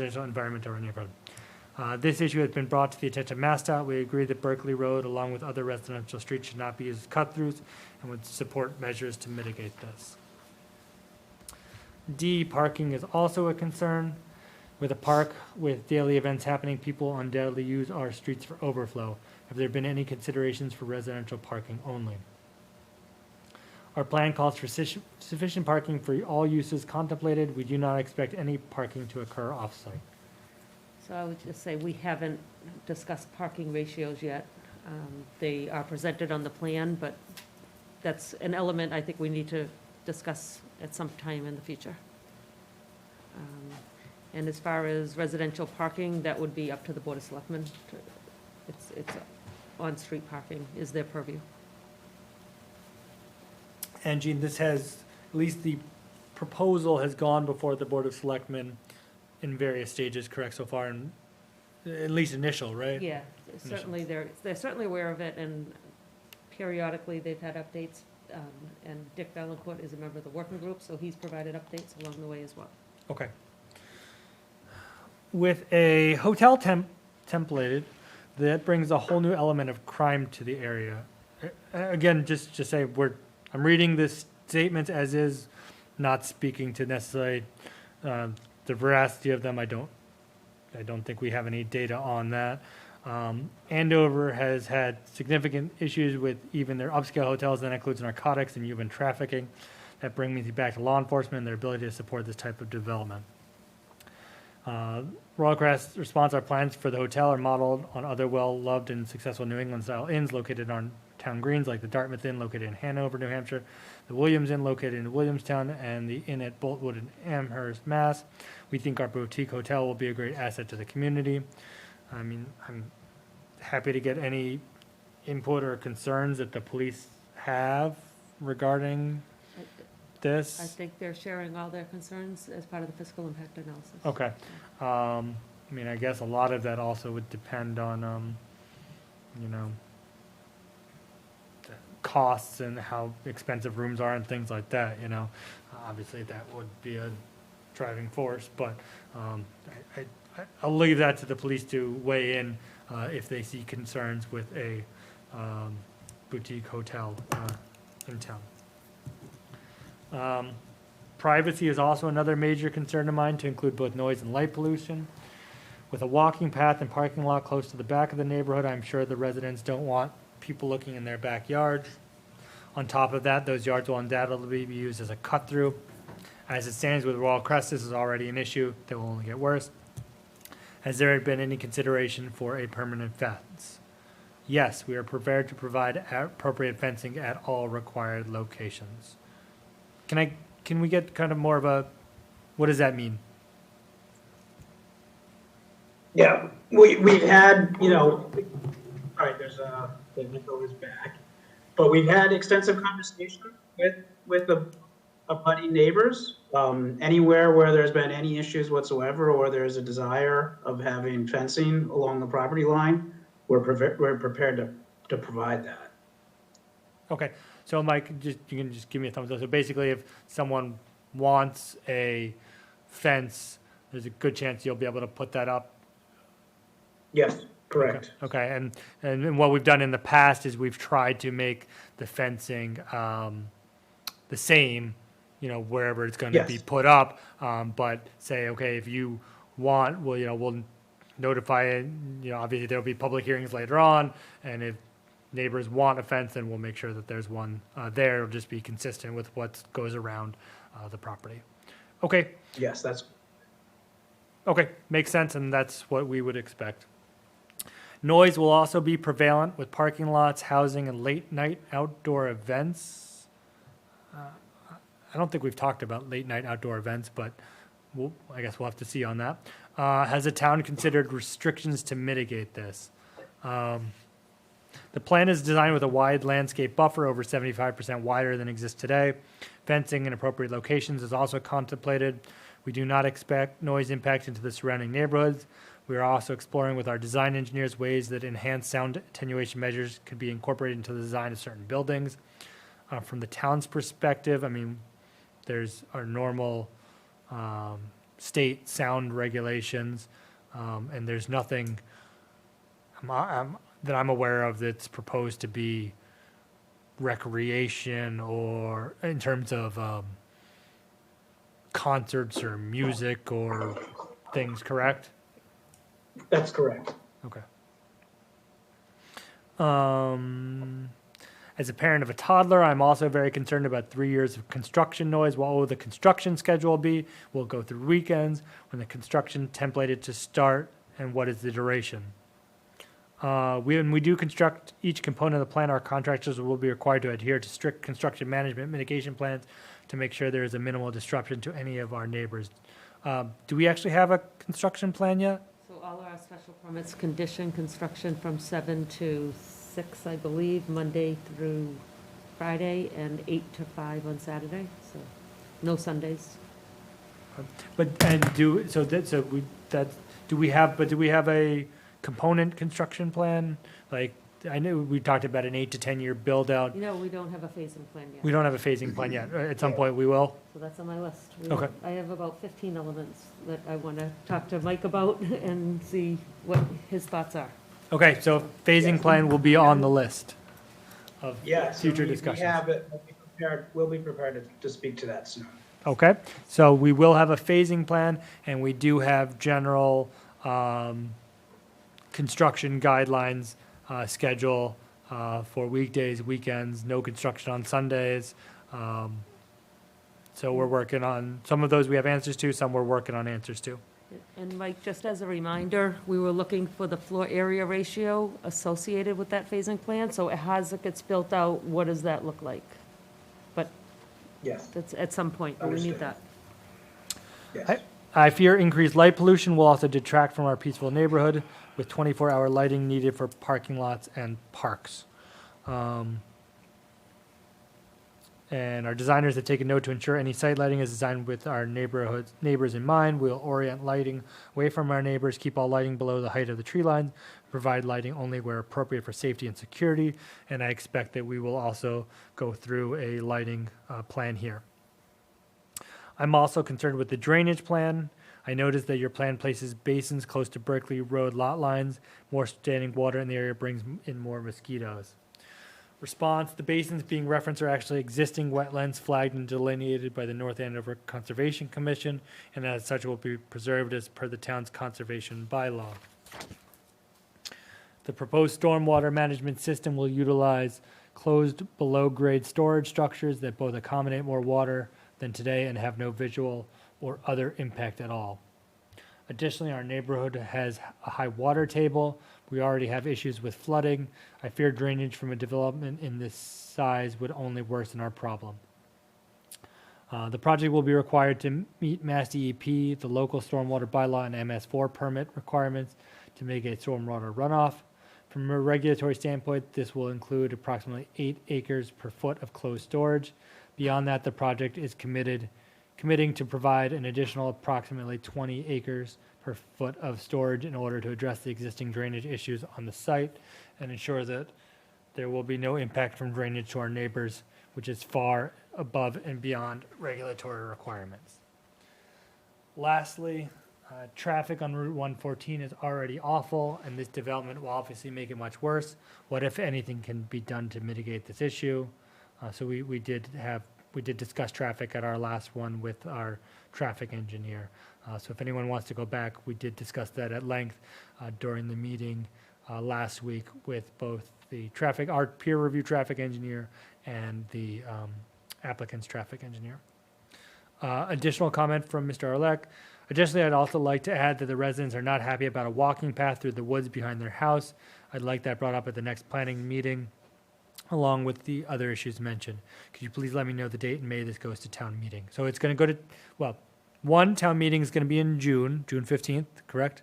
The annual town. The annual town meeting, yes. Not necessarily this project. Yeah, I'm getting to that, okay. but this says, the question was, could you let me know the date in May this goes to town At the meeting? time he submitted this, it likely was still in May. Correct, and it's right. since been So that, postponed. right, Yeah. so I just want to clear up, no town meeting in May. June 15th, annual town meeting. We do not expect that this will go, it's not going to, right? I can say it's not. No, it's not. This will not, That is correct. this will not be on the June town meeting warrant. It will not be part of the June town meeting. We don't have a date for this potential. It could be in the fall, but we're working towards a potential special town meeting in the fall. No guarantees until we get through everything that we need to get through, but that's what we're working towards as a possibility. Concern about the walking path. We have heard this concern. We expect to respond to comments related to the walking path in subsequent iterations of the plan. Gene, what's there now in terms of a walking path? It's like a man-made path. It's fully cleared. I'd say it's 3 feet wide, and you can cut right through the road. From Franklin School. Okay, so there's currently a walking path, not something that the town made, I know that's been made over the years by people walking through? I know it's been there for many decades. Okay. so. So there is currently a walking path from Franklin to Royal Crest, but there have been concerns raised about it, and that will be looked at. Kelly, go ahead. We cannot hear it. Bad.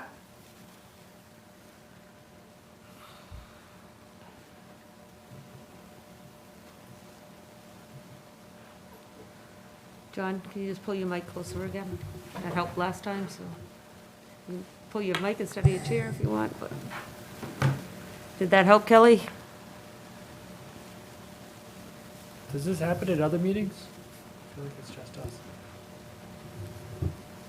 Kelly, is that better? No? Turn it on.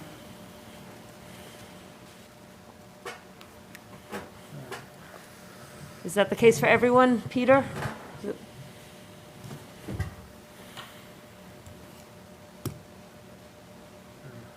Are we able to mute and unmute everybody and then? Can you ask that again? I couldn't quite understand what you were saying. All right, we were just asking if the feedback is bad for you as well. It's We're better good? now, Kelly? It was, but now it's good. Okay.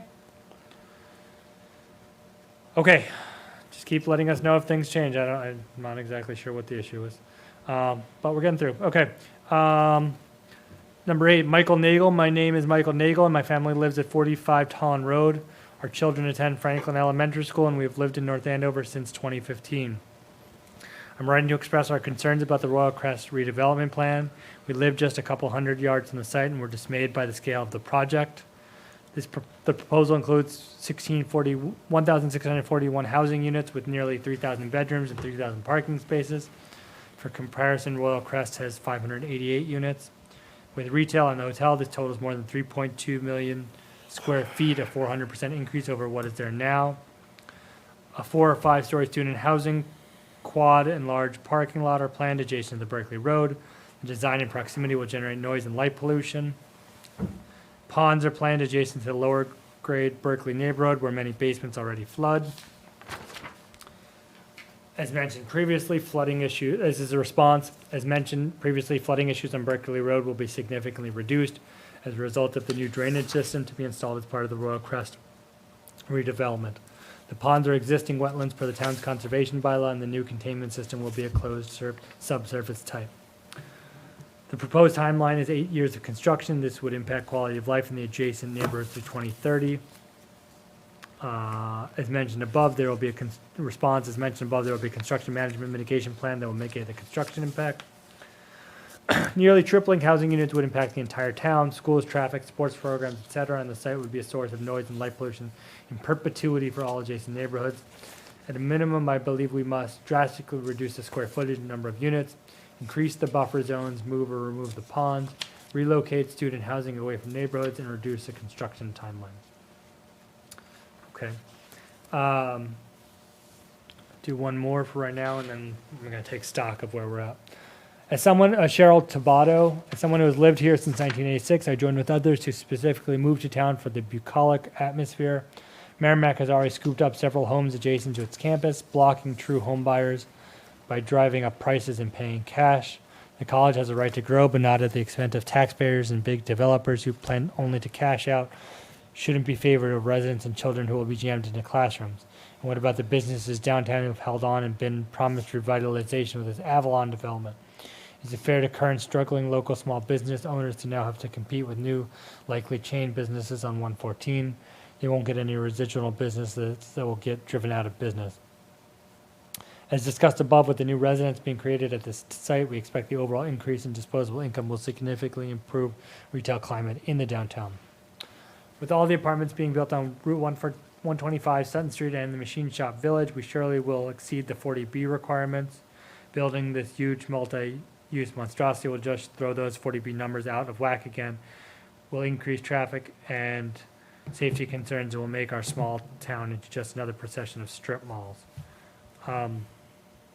Royal Crest says, as mentioned previously, the new Royal Crest will significantly improve the town's standing with respect to 40B.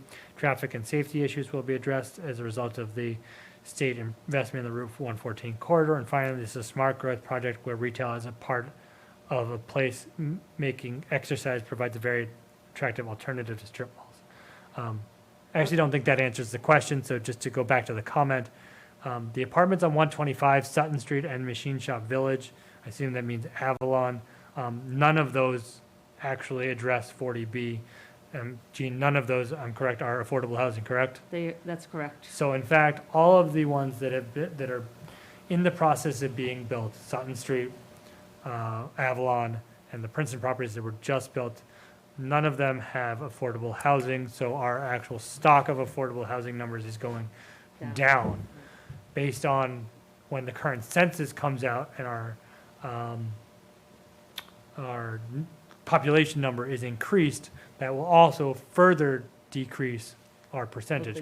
As the units numbers increase, the percent of affordable is going to go down when the 2020 census comes out. Correct. So all of our numbers have actually gone in the wrong direction in terms of affordable housing.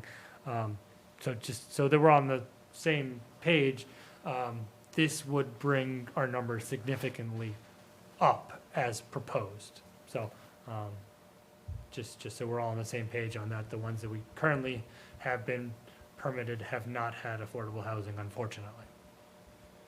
Okay, number 10, the first part of number 10 actually is about, actually it looks like number 10 and the first part of number 11 are all about the fiscal impact.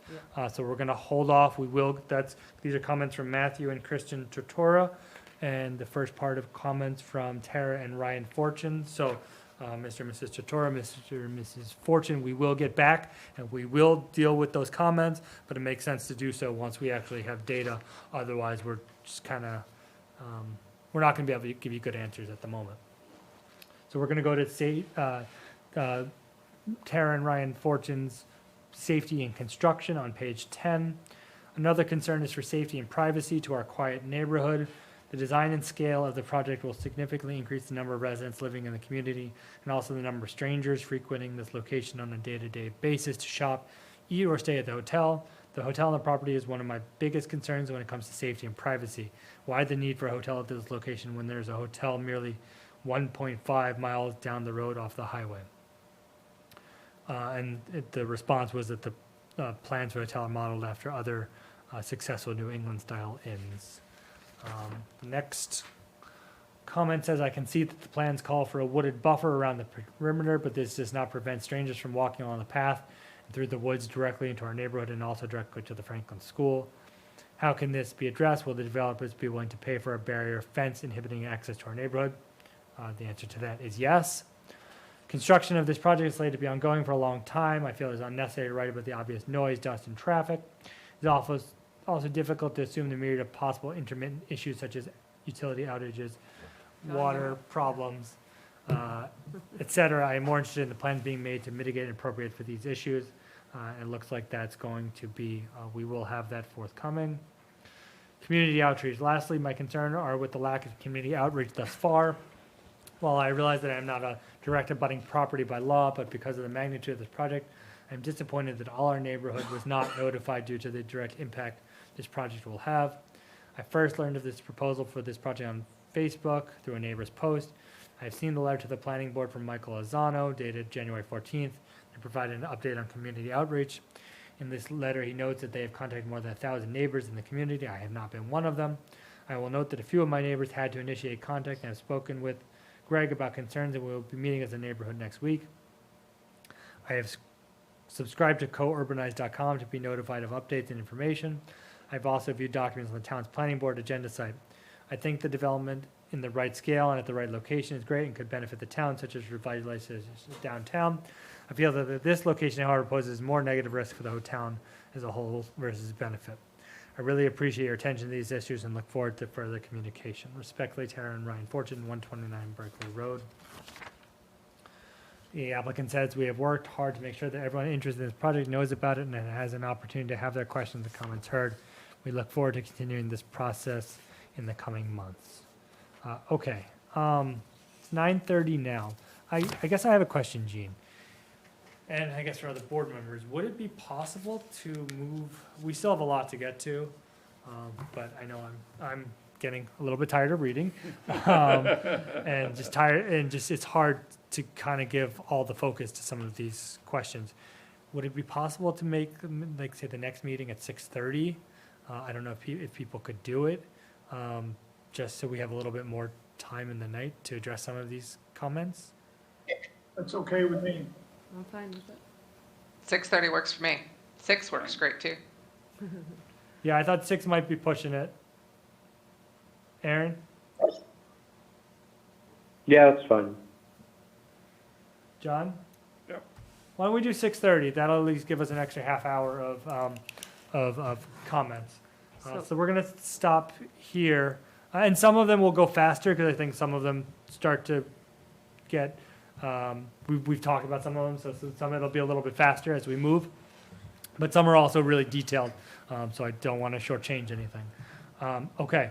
So I just have to confirm with Cam and make sure nothing else is scheduled. Okay. That we'll bump into, but I'll email everybody to confirm it. Okay. So we're gonna stop it on page 12, number 12. We'll pick up with my softball buddy Andrea McSweeney on page 12 at our next meeting. Okay. Very good. So we will continue that. Let's do the minutes at the next meeting too. Yeah, so the minutes didn't have a link provided Great. on the agenda, so I've already moved them to the next meeting. Beautiful. Okay. Could we get a motion to adjourn? I'll make that motion. So moved. Second. Motion made and seconded. All in favor. We'll start with Aaron. Yes. Peter. Aye. Kate. Recused, as I always forget. John? Yes. I vote yes. Thank you all for working through any technical difficulties. Appreciate it. Good night, everybody. Good night, everyone. Thank you. Good night. Good night.